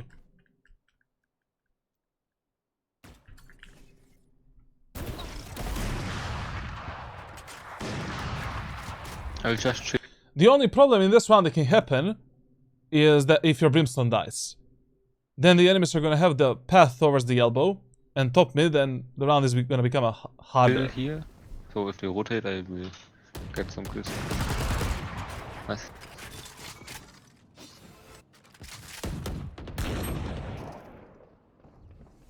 I think I can push them, guys, if you want.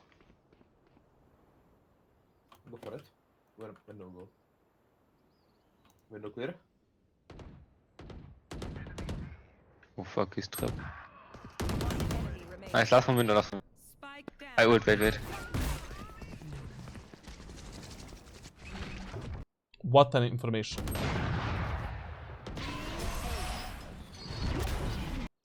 I miss watching your streams, bro. Your Johnny knows since WR, man. Okay. Okay, let's see the attack. Now listen, on the attacker side, things on Breeze are very simple. Mega simple. At least in the early 4 to 6 rounds. So, try to persuade your teammates to play together as 5. Your default side, number 1 priority B, number 2 priority A, number 3 priority mid area of the map. Now, based on the enemy's team composition, depends what you should do. If enemies have 0 hardcore sentinels, so what are not the hardcore sentinels? Chamber and Veto. Now, they have 0 sentinels, hardcore sentinels. 3 rounds in a row, do a 5-man push on B, and in the 4th round, change the pattern a bit. We can fake B go A, fake A go B, mix it up a bit. If enemies have like 1 or more sentinels, then 3 rounds in a row, go A. And that's it. But if enemies have like 2 sentinels, and especially sentinel or a viper, much better idea in the first round is to do some kind of a 1-4 or a 3-2 split towards the A side. And basically tell your controller, you know, like Brimstone to give you this smoke, and this smoke right here. Or we can just smoke the backside and fight for the full side control. Now, when you're pushing B in the first round, you need to tell your controller to give you this smoke and this smoke right here. And your main focus as a Jett player, in this match, pushing B is stupid overall, because most likely Sage is going to be playing on the B side, and she's just going to wall you off and stop and delay or execute, but whatever, we'll see how this goes. Your main job, if you want to go B in the first round, is to simply do your default execute. Just smoke dash in the middle of the bomb site, check the left side and right side, focus on the left side, focus on this type of a peak, and then we can clear the bomb site from left to right and check the elbow as well. We can go from above, we can go from the back side, it depends, you know, like how your teammates are pushing out and where are they dying. Now, in the first round on the attacker side, you should also get a Bandit and Smoke. Bandit is far better than Stupid Ghost, so that's it. Right. Here. I heard that 20 times in Hero, I think implemented it, told them to go 3. But they have a hard Sentinel. They have Sage. Here. What makes a hardcore Sentinel? Hardcore Sentinels are the Sentinels that can slow down your push or fuck you up in some kind of a way. Like, with their utility. Sage, Wall, Slow Orbs, Vice, Wall, Razor Vines, Killjoy, Nanoswarms, Utility, Cypher, Tripwires, Smokes, Cage. Chamber has nothing. Chamber has a Tripwire that you can instantly destroy. Chokehold of a Veto is dog shit, absolutely. And also that little buzzing thing is also dog shit, like, easily to destroy. Here. Interceptor. Hey. Now, this is a problem. You know, this is a huge problem. What? Oh, yeah.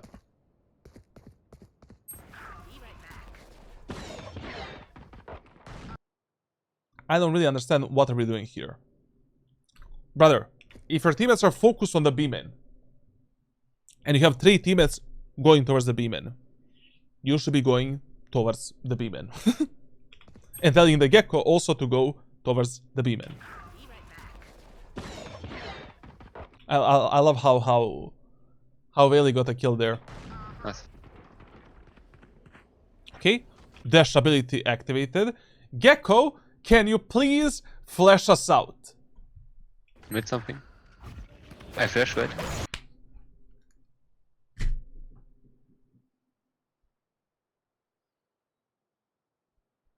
pay a bit of attention. Who are you playing with at that moment of time? You know, if you already have a pop flash agent with yourself, enemies are in the middle of nowhere, like in an open space, tell that guy to use a flash and just swing out with a dash ability and kill him.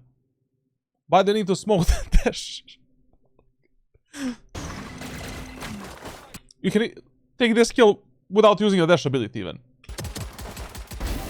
Nice. Oh, I need to I kill. flashed, right? And also this was a Sudoku play, like literally this was insanity, man. Like putting yourself in such an open position where you can die from the B site, bottom mid, and from this Reyna as well. Why would you do that? When we can just isolate this fight and then all of the other fights one at a time. Sorry, indie game company, you know, like servers can only last like an hour and a half. Not enough money for servers, but you know, skins, no problem. Let's make a bundle. Brother, like, when you think about it, like, Riot Games is probably the most greedy fucking company ever. Literally. You cannot sell your skins. They're only making skins. On maps, they're just putting one box here and there. Ranked is shit, matchmaking is shit. Like, what the fuck are they doing, bro? Like, milking the shit out of Valorant.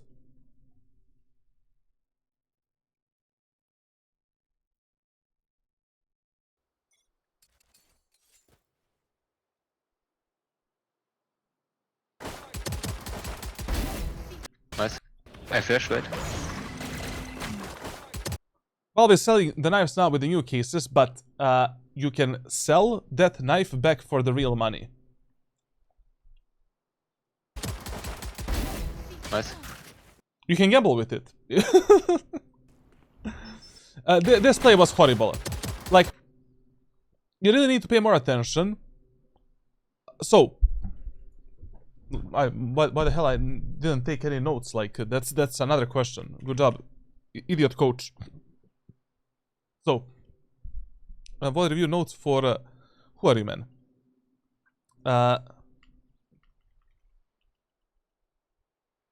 So, listen. General points: be more mindful with dash usage. Move.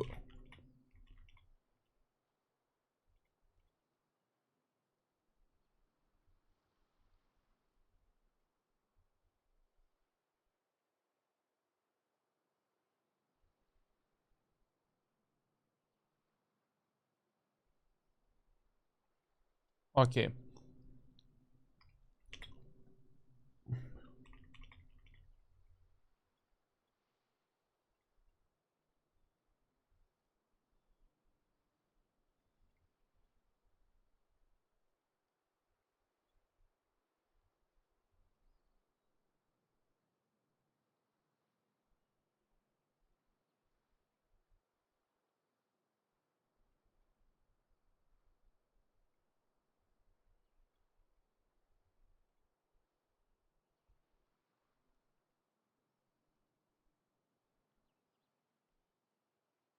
This is the next one.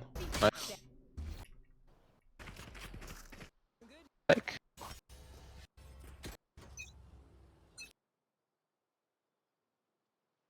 I don't really know what we're doing right now, to be honest. Is there any comps? I mean, the best idea in this match would be to go A 3 rounds in a row, and then in a 4th round, fake A go B or fake B go A again. Wait, guys, take spike. If they see me, they think I have spike, you know?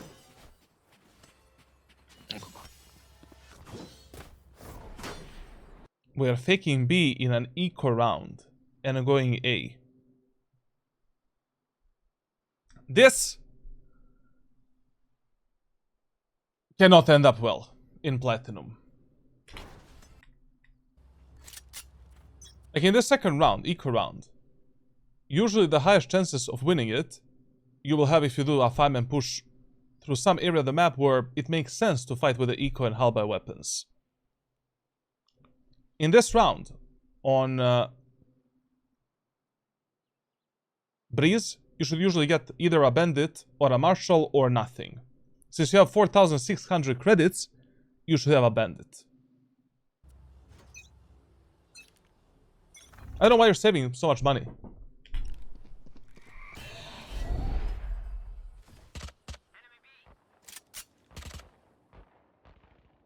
At least 2 A.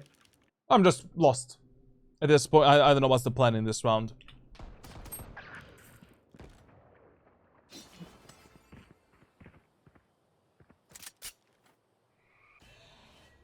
Keiner ist mit.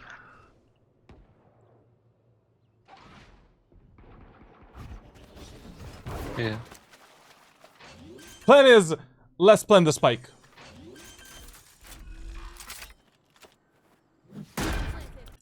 Whenever you're planting the spike, on A site, try to plant it in this position. As close as possible. Obviously, right now, you cannot plant it here because enemy Reyna can kill you from the doors. But at least, you know, try to plant it like this. Here, heard something double door.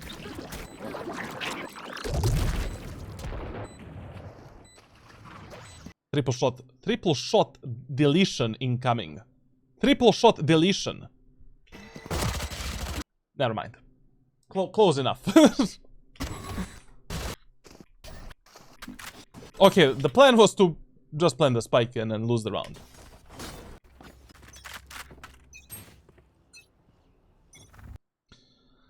Listen, in the early rounds, so in the first 4 to 6 rounds, you should really focus, when you're playing in low elo lobbies, on leading your teammates towards the site that is less likely going to be defended by a sentinel. Because in ranked solo queue, especially when you're playing below Ascendant 1, your teammates are going to be making so many mistakes when you're pushing a site that is defended by a sentinel. We know that Sage is the B player. B site is also the claustrophobic site on Breeze. Enemies are playing a bonus eco halberd round. In this round, we should be going A. You know, we didn't really follow any pattern. We did a fake already in a second round. God knows what the enemies are going to do. And you know that B set is more defended than A. On A set, there's only Reyna that is like peeking, aiming, and rotating fast. You got all of the info that you need already in the first 2 rounds to have a really high chances of winning this 3rd round. Well, that's a weird wall. Brother, whenever you're playing around the Sage wall, expect the Sage on top of the wall, around the wall. Expect some kind of a gap. Check everything. Be ready for every bullshit. Like this, for an example. I mean, like, what is this wall sticking out, you know? Don't. You don't do that, you know. You can, if you died here, for an example, that would be criminal. Or any of your teammates. Nice. Well, this is something we didn't have a chance to see in the previous rounds. But in the middle of your dash ability, you need to force, like, dash ability is not only a tool to take the space, enter the site, engage the enemies. It's the tool to get the information as well. You need to force yourself to flick left and right in order to gather information. Like, if you're not, like, what did I mention at the start of this VOD review? Like, in order to be consistent at Valorant, in order to be, like, who are the best players in Valorant? Players that know all of the fundamentals of the game, and they're able to execute them in the most efficient way possible. Like, you're entering the B site. You need to flick left and right to gather information for your crosshair, for your teammates, and to understand, like, what should be your next focus, basically. So you're moving in, you basically do that. Like, instantly, in the middle of the dash, check this angle, check this angle, check this corner, aha, okay. No one is there. My next focus should be checking if any enemy is maybe gonna jump up here and try to kill me. Then I look at the minimap to see where are my teammates and where should I fight next. Now, do you need higher sense for Jett so you can flick left and right? You don't need... As long as you don't have a super low sensitivity, with your whole arm, you should be able to do this. I mean, Demon 1 on 0.1, 3200 DPI, can easily do left and right. That's like 320 EDPI. That's pretty low. Right? No, actually he's playing on 160 EDPI. Like 0.1, 1600 DPI. And also, when you're trying to implement this mechanic, for the beginning, you know, like at the start, you can simply force yourself just to flick onto one side. Just to check something. The most important area of the map for your teammates. Like, for example, when you're going B, this shit is very important, like this corner. But if that corner is cleared, like then you can just flick left. My cousin is a pro player and he has like 0.23 DPI on Duelist, but it feels super slow for me. It is like a very slow sense, but it's, you know, it's still usable in Valorant. Good. Is 0.128 on 1600 DPI is good. If it works for you, it's good. Like, generally speaking, like when it comes to sensitivity, what I recommend to players in Valorant is anything in between 0.2 and 0.4 at 800 DPI is okay.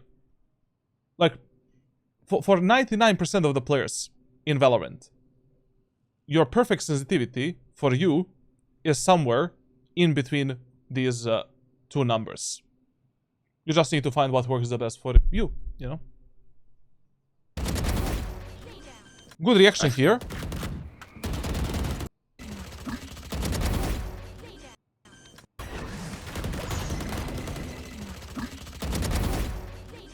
Nice.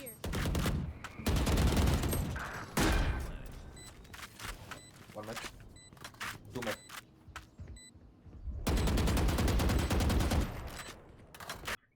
Now, when it comes to post plants on the B side, generally you wanna, you know, depends how your teammates wanna play them.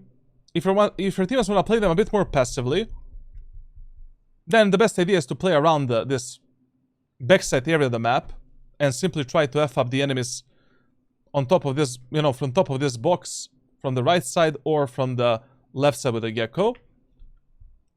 Also, what's a good idea, especially if you have a lot of the teammates holding the CT and holding the B-link, is to play around the broken wall, and from the broken wall try to get the picks. If your whole team is playing super passively, then... Oh, camera. Welcome back. Is the new update out? I have no idea. In Europe, probably not. I use aimbot, so I don't need that DPI shit. In this specific post plant, probably the best idea is to play more towards the right side and be ready to peek out together with the brimstone. One match. Camera outlaw. What is this guy doing, man? Like, what is this position?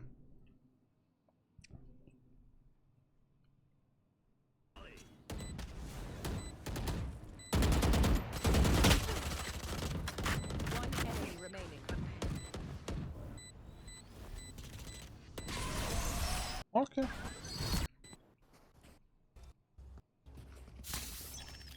If we're going fast through the aim in area of the map, you know, with making by making a lot of the sound. In aim in area of the map, you should always expect the enemy's aggressive peak right here. You should always expect the enemies playing on these off angles and expecting the enemy's peak like this. Always. So what you can do, like, at the start of the round, you just align yourself, you know, this part of the doorway with this part of the box here, and you aim here, trying to headshot the enemies that are going for a peek. Why not? You know, like, around 10 bullets, like, you can just either spray them down or, I don't know, like, go for the semi-automatic fire. and then continue with the fight. Or you can just run it down and jump spot the enemies and then take a fight with the dash ability. Or we can simply ask our Gecko to maybe flash or some recon ability, but we, you know, the only recon ability we have is a Gecko flash, so we should not be using a Gecko flash to clear the aim and area of the map if that's possible.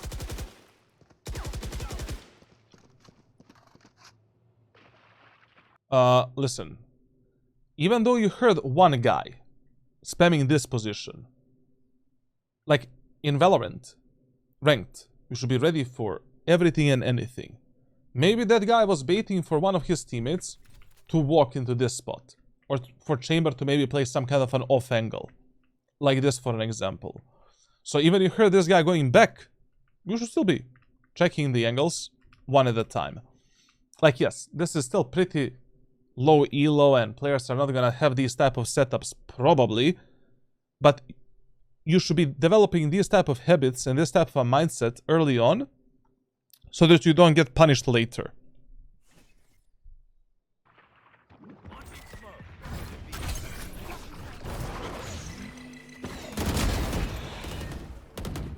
I think Renner is... Execute pretty good.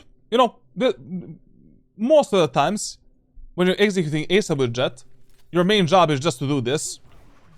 Like, once you dash here, you're pretty safe. Enemies from here don't see you, and then you can slowly take the fights together with your teammates on the right side. When you're taking the ASAP space, this is your number one priority, and your second priority is taking the backside. Once you do all of that, then you focus on everything else, you know, whatever the fuck your teammates want to do next. Only in some eco rounds, half by rounds, or in numbers disadvantage, you can maybe try killing the enemies through the smokes and trying to be a bit more aggressive. But taking the backside is mega giga important, and that should be your number one priority.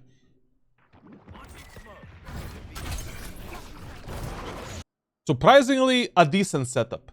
Just keep in mind, chat, like, when you're doing a smoke in the middle of the site right here, you should always put it on top of the bridge.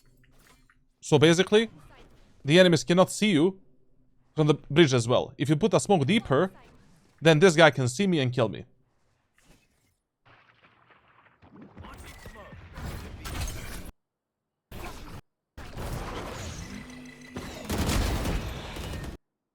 There was really no reason for you to go for this type of a peek when you dashed in. Like, listen, your main job as a Jett player is the following. Your main job is just taking some initial space for your teammates. Nothing more, nothing less. Dashing in, waiting for your teammates to follow you up. Once you take that initial space, and then you're fighting for the sectors together with your teammates, not alone. You're never peeking alone. I don't want to have in my team a Jett that takes 50-50 fights 24/7. I want that Jett to wait for me. Unless you're in some kind of an economy or numbers disadvantage and you just want to trade yourself, or you need to play a bit more aggressively. Here, we're doing a basic 5v5 full buy execute. Your main job is to get this position. Once you get this position, you're fighting at the backside together with your teammates.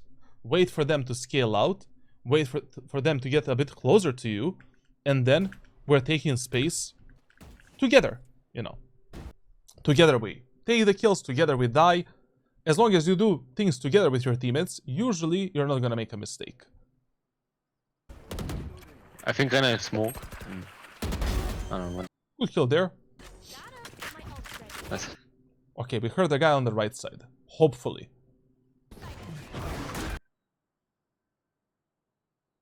Valentino, brother, are we deaf a bit? New headset? Maybe instead of a monitor, a new headset. Or maybe I'm deaf. Maybe I'm deaf, bro. Shit, bro, I should check my hearing. Nice. Brother, I think those... I don't know. I'm deaf. Sorry, Valentino. My bad. I didn't clear my ears for the last 7 days, so that's the problem. Nice. One is mid, 4 mid. By the way, this smoke dash that you did, an absolute waste of utility. You mainly want to use your dash ability to take the fights with the enemies, or to take some space, or to reposition. You don't want to do it for this type of a pointless shit to, I don't know, play closer to your allies or some bullshit like that.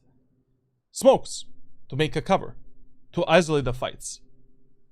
You're 4 versus 3. You want to get into this spot to support your Brimstone. Just use the dash ability to clear all of these angles. Use a smoke to cover yourself up there while you're clearing this position. And that's it. Or simply use a smoke here. Check this angle. And now, on the contact of your teammates, activate the dash ability.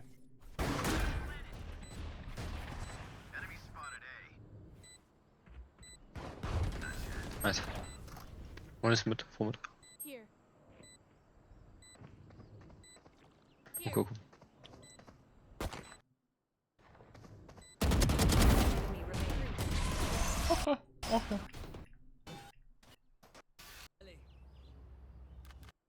Whenever you're pushing the B-main area of the map, you should always be ready for the enemy's early peek in the B-main, and always be ready for the enemy's peek in the elbow. If the call is to do a 5-man push on B, a really good idea is to check this position and be ready for it, and then jump spot the elbow to see if any enemy is pushing elbow, and then go on to the B side. Did you hear they're gonna put the rank rating threshold for Radiant? Yeah, I saw it, man. Like, I mean, it's a good shit for me and for the players that I coach. Like, I'm not gonna lie. I have at least 100 Immortal 3 players that are in North America in between 300 and 350 rank rating. So portfolio gonna be good now. You know, it's not gonna be any more like there's gonna be more Radiant players there.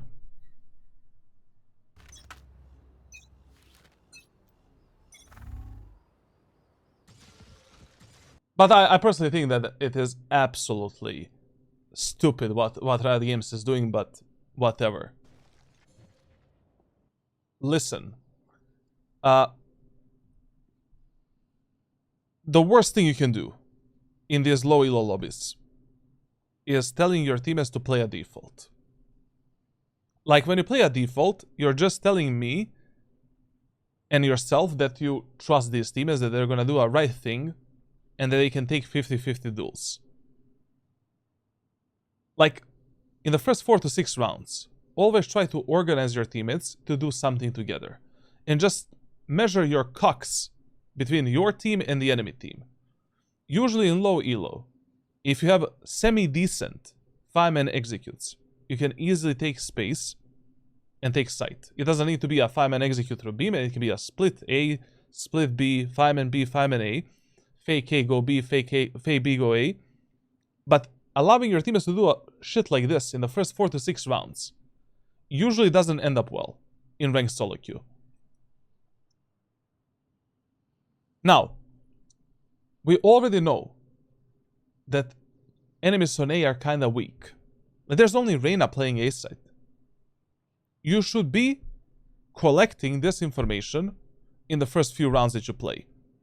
Like, the main information you should be collecting is like, what type of plays enemies did on a defender side, and how are they usually starting the rounds? What is their opening? If their opening is like Reyna spamming the box in the A main and then running it towards mid and leaving the A set open, let's try it one more time. Like, let's see, you know, if enemies learned anything from that previous round.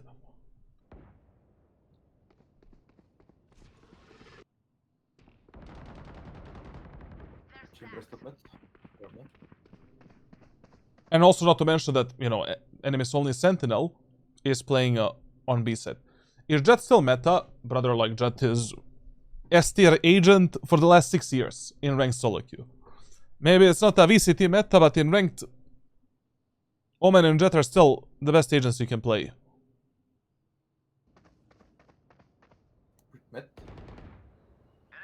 Oh, go. Oh, what? Here. Yeah.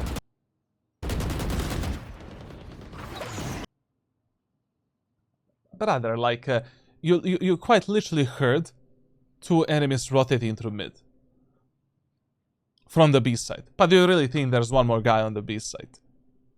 Like, also your teammates right now got the info that Sage is bottom mid. Just destroy the Sage wall. Use a smoke here to cover yourself up. Check these initial angles with the dash ability.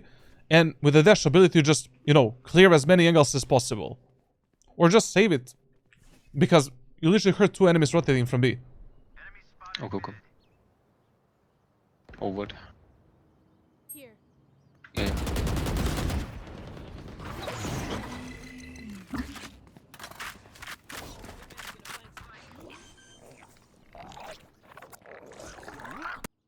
In this type of a postman, you should always take more space towards the broken wall if your teammates are playing a bit more aggressively. One spawn. Raya got pistol, I think. Yeah. On the left, on the left, on the left. Nice. Nice. Okay. Okay, okay. Nice.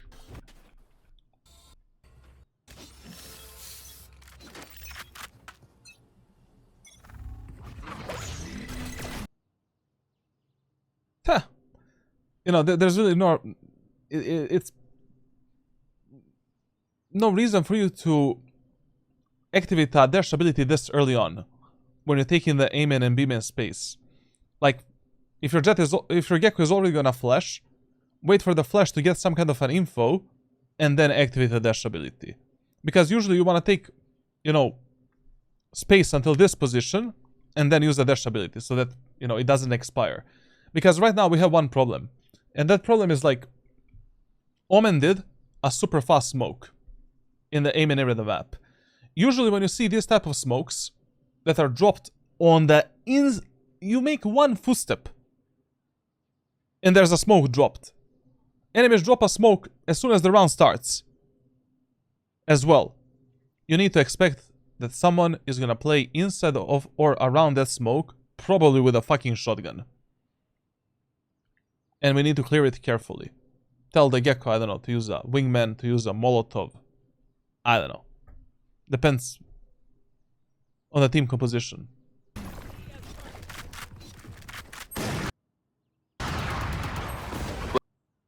What the fuck? Okay. I mean, we kind of got lost a bit in the smoke. Like, you should be able... A fucking cameraman, like, what's going on, bro? Camera! Ah, we're back.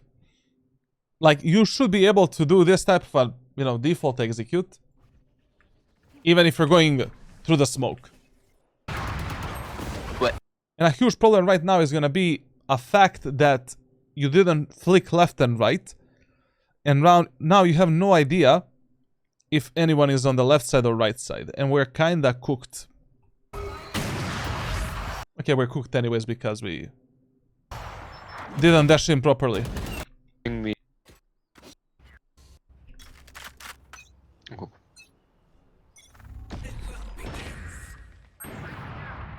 Oh, operator. Let me give you one more tip. I completely forgot about this. B-side window is same as mid window of Haven. So what does that mean? Whenever you have one teammate that wants to take this type of a fight,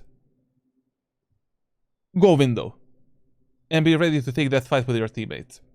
And even better, if you can jump spot that angle for your teammate and then take a fight to bait out a shot. Down B.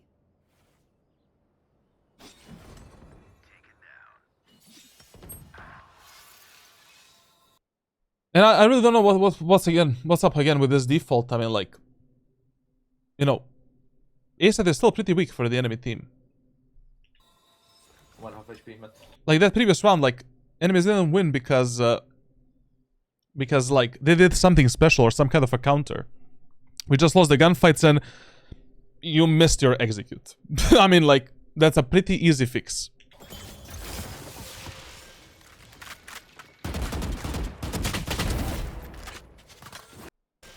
Okay, this is the first time I see you in a longer fight.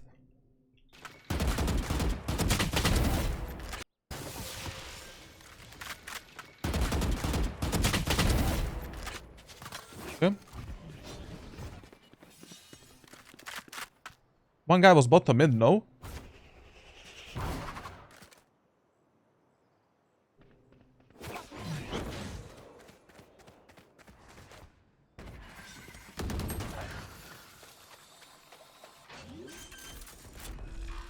One enemy remaining.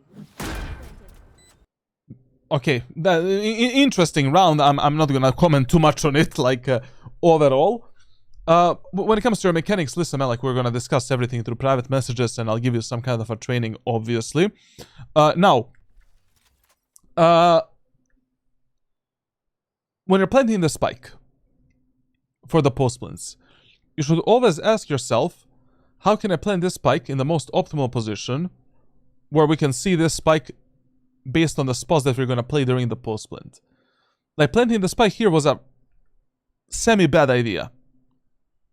First of all, if omens, you know, if enemies smoke it off, it's pretty hard to find the enemies through the smoke with the spam.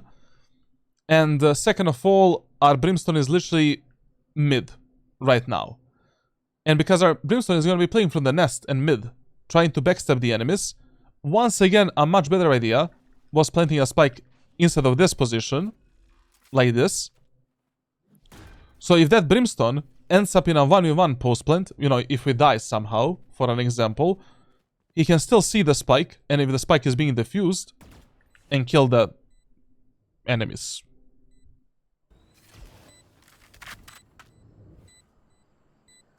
But even full time, you can just play time.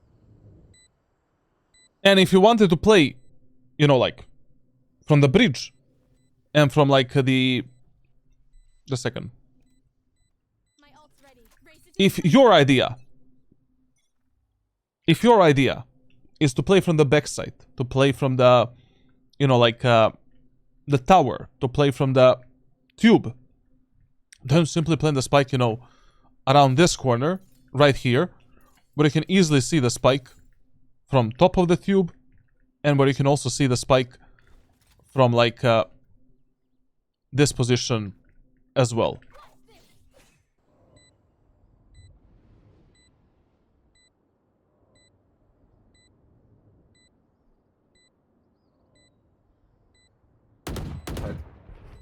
Last player standing.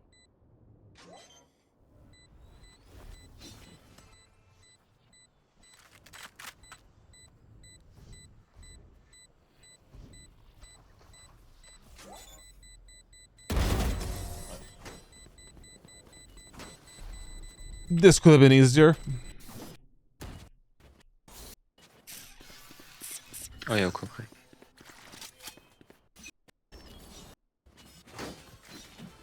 What are we doing now? I can fake. Oh ja, korrekt.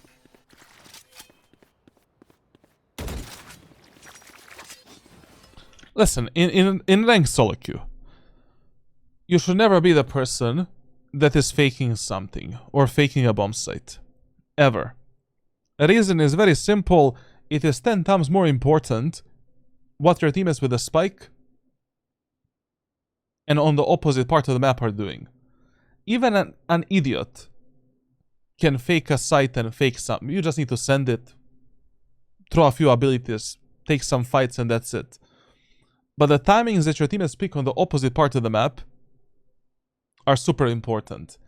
And faking a site without the smokes and without some initiator utility is just pointless. You know, there's not going to be a single reason for the enemies to rotate if they just see a Jett shooting a few bullets. Okay, corner. Wait, guys, wait here.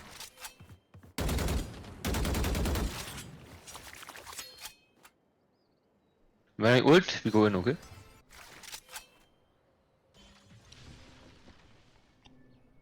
Okay. I ult in 3, 2, 1.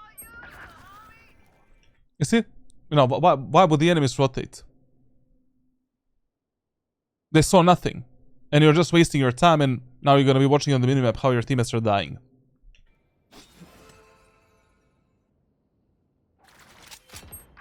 Mid.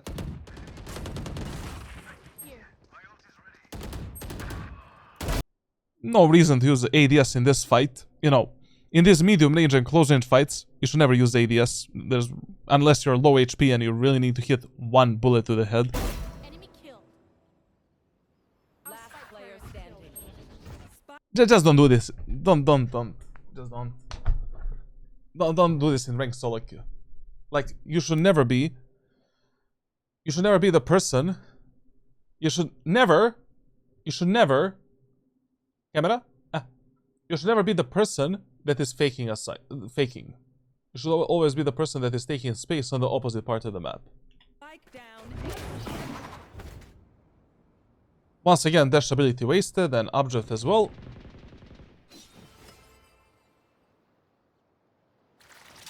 We really need this dash ability to actually take the fights, you know, so we can actually maybe clutch this 1v3.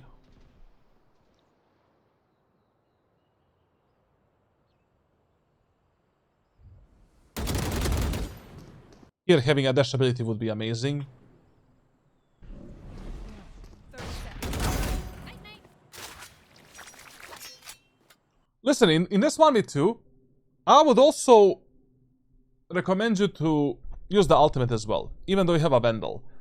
If you're already full HP, in a 1v2, it's gonna be 10 times easier for you to clutch this round with the ultimate updraft, you know, dash ability and just moving around, having freedom to do whatever the fuck you want, instead of using a Vandal. So, using ultimate in these type of situations is also totally fine.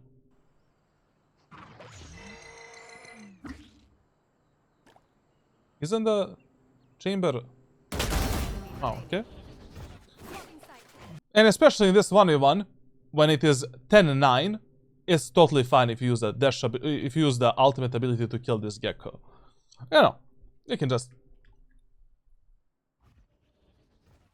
do this, like just 3 bullets in the body. You can just spam the knives, get that motherfucker out of the server, and that's it. Instead of doing some kind of a bullshit like that. If you already knew, you know, if you want to engage this gecko with a Vandal, and you already knew that the gecko is here, you need to take this type of a fight with the dash ability. So you have a chance to reset yourself. Turns, you know, 15, 17 seconds. Plenty enough to kill that gecko. Enemy remaining. Blocking sight.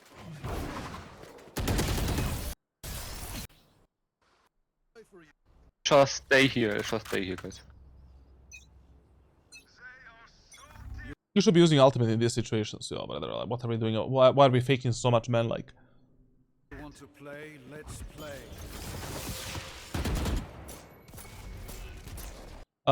when you're inside of the sage slow orbs and you dash through the slow orb, your dash is only 50% distance, and it's so slow.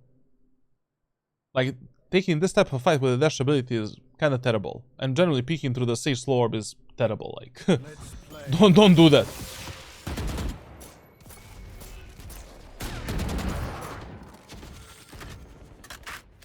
Okay, they know we are here. Also, one thing that I don't like is that you're never really ready for this type of a duel in the elbow area of the map. Like, in that one round, previous round, you did a bit of the bullets here, then you went window, you know? And then you went back into elbow. Brother, by that time, one enemy can easily be on some off angles here, on that position, this, anywhere. Check everything, you know? And if you already made some kind of a noise and sound, just jump spot the elbow, and then move forward. I thought. Here as well, like, how do you know that one enemy is maybe not in this position? On top mid. Check everything.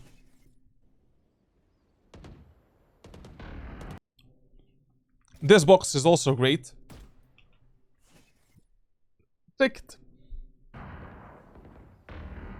Chamber and somebody else is here. Schon gucken.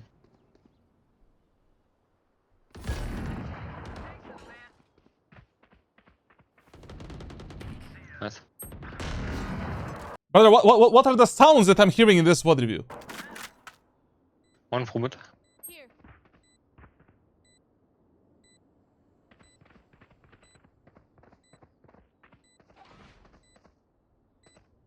One enemy remaining. Nice. Okay, we have our trademark for aiming. Crimson också, man. Just chill, just chill.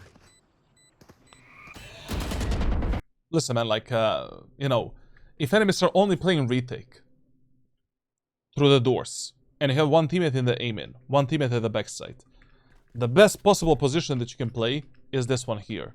And just being ready to swing out on your teammate's contact. There is absolutely no reason for you to be the first contact with the enemies.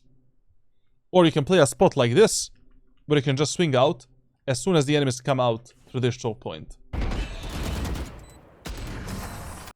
Nice.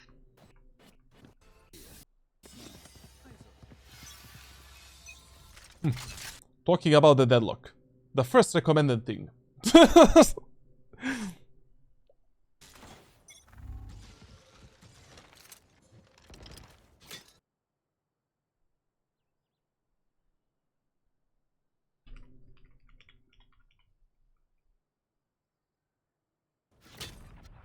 Chamber A. Horrible angle clearing. Like, first of all, you should never be clearing the angles with the aim down sight. Like this. Second of all, always pull yourself... If you're slowly clearing the angles while shifting, so you're going slow, always pull yourself away from the walls as much as possible. Like, go further away. Place your crosshair for all of the angles inside of the wall where the enemies can be, and it's time to cut the pie. One angle, second angle, third angle. Move forward. Crosshair here. Be ready for a fight here. Fight here. Then we need to check the tower, this position. You cannot swing out, Chamber A. aiming down sight, slowly, like this. What if an enemy is maybe there? He can be. Watching here. Chamber and Gecko A.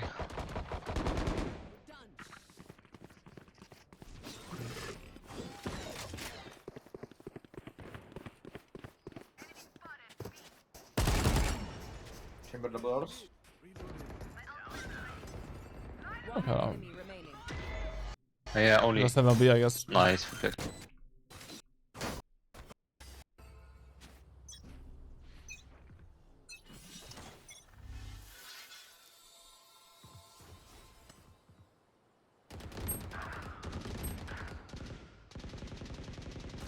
I don't know what are the plans here. Like, I mean, you have 3 teammates starting in A main, 1 teammate on mid. And you are shifting with a spike towards the B side. What type of a fake is 3-1-1? Brother, so let me explain you something. Like, unless your teammates are doing the fakes like this, just don't do them. So, who should fake the push? Initiator always. Always. And either a secondary duelist or someone that is not that important for you at that moment. Chamber, for an example, you know, fuck the chamber. In this team composition. The only thing that Brimstone needs to do for your teammates is drop these 2 smokes for them from this position and then slowly walk towards the B-main. And these guys should be sending it. And 3 players should be playing with a spike in the B-main area of the map, taking the space.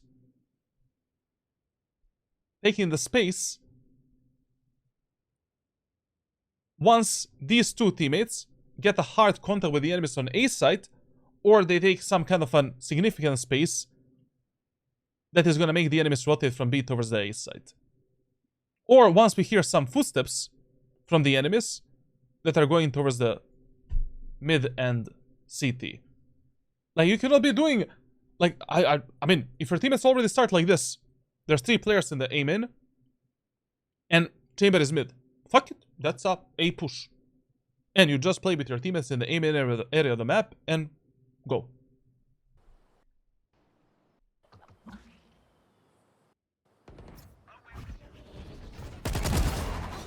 Yeah, solid. Watching here. Here. We should communicate that to the chamber, that one guy is top mid.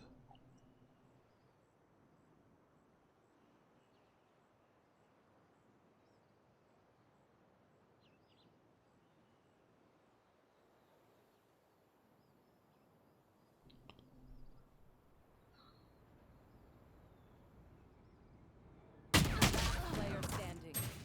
I mean, you know, you kind of heard that Omen shifting towards the top mid, and he can be elbow, he can be nest, he can be B-link. Like, you know, you cannot really get in the nest without checking the elbow first, which is one of the positions where the Omen could have went into. But this one was fucked up from the beginning, basically. Like, Down mid.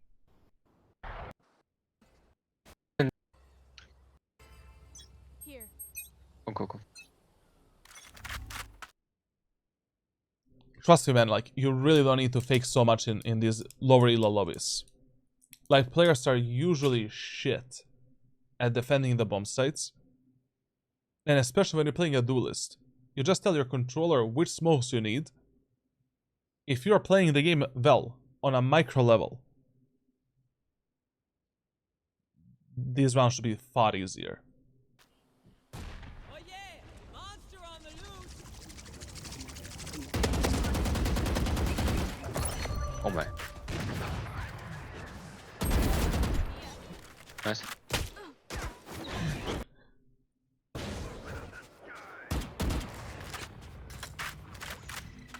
Oh, cool. I use my flash, I'm sorry. One enemy remaining. Nice.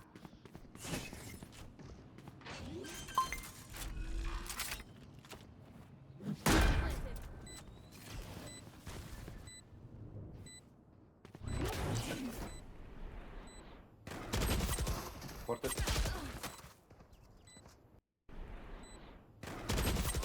Ported.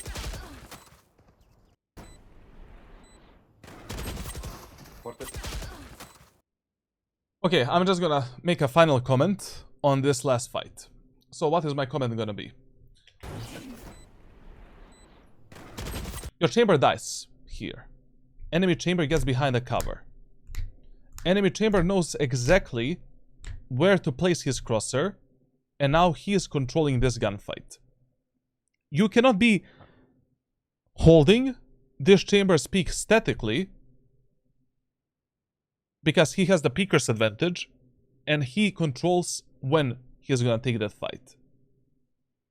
So, if chamber gets behind the cover, I'm also gonna get behind the cover, jiggle peek this angle, wait for him to swing out, and then I'm gonna just engage him, like, you know, with an updraft, by gliding out and spamming like 3 bullets into his body and getting him out of this server.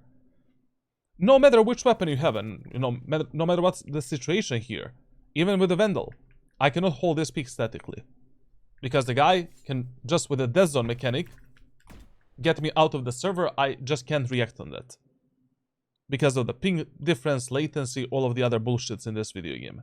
So, if the enemies already know your location, you need to hold their peak either by moving a bit more, or taking some kind of a cover, jiggle peeking that angle, and then, you know, once they swing out, once they are in the open space, you control how you want to take that fight, when you want to take that fight, and you have the advantage. Period. Okay, so overall, you know, Jett is fine for you. Jett is definitely fine for you. Like, I can see you reaching Ascendant and low Immortal with the Jett easily. So you can continue maining Jett, and Jett can be your main agent, while the chamber can be a secondary flex pick, fill pick. I would highly advise you to really spend some time in the next 2 months working on your executes, positioning, and utility usage on all of the 7 maps that are currently active, and spending, you know, at least 1 hour per day with my playbook on the Discord server, and making a playbook for yourself, a visual playbook, you know, like Valor plans, documents, all of that stuff. You can spend 1 week per map. 1 week. Lotus, 1 week. Fracture, other week, split. That's it. Now, second thing I would recommend you, I'm gonna share with you some kind of a training that you're gonna do for the next 2 months. General training and aim training. Please follow it, and we'll see, you know, what type of results you're gonna get from that training. You're gonna get the aim training, you know, some kind of a routine for these. I'll see, you know, I'll watch this VOD review, VOD review. I'll watch this VOD one more time, and I'll tell you, like, you know, what we're gonna do with your mechanics. Generally speaking, like, the main thing that's fucking you up is that you're never really taking the fights with some kind of an advantage. Like, most of your fights are like 50-50. You really waste your dash ability quite a lot. You're never really abusing a peekers or angle perception advantage in any way. Your positioning is way too predictable. And that's like the main problem in your gunfights. Like, positioning and how you're moving around on the map. It's not really like, okay, of course your raw mechanics can be better. You know, don't get me wrong. But positioning is really what F's you up the most. Of course, like, your map awareness can be better. I can just tell based on certain scenarios and certain situations that you played that your map awareness is really, you know, not that great. I'm gonna share with you some of the trigger points that like you can implement. Like, when should you actually look at the minimap? Implement those trigger points, and everything else is gonna come natural for you. Also, I'm gonna share with you like 2 or 3 private coaching videos that are gonna explain some of these problems that we discussed a bit deeper, you know, to a bit more advanced levels and a bit more comprehensive than what I did during this VOD review. And that should be, you know, more than enough for you to reach at least Ascendant 1 in the next 2 months. I mean, during this specific act. Now, when it comes to, like, your problems, I mean, we kind of discussed everything, and I mean, you were on the stream, so I think it's quite pointless, you know, for me to give you any guidelines, because you know that what you should be working on, and you literally were asking me the questions during the VOD review as well. So, is there anything else? That should be more than enough, you know. Let's first get Ascendant 1, and then we'll see, you know, what's going to happen with you for the next 2 months. Is the lowest tier including the playbook, because I don't have the space to download it?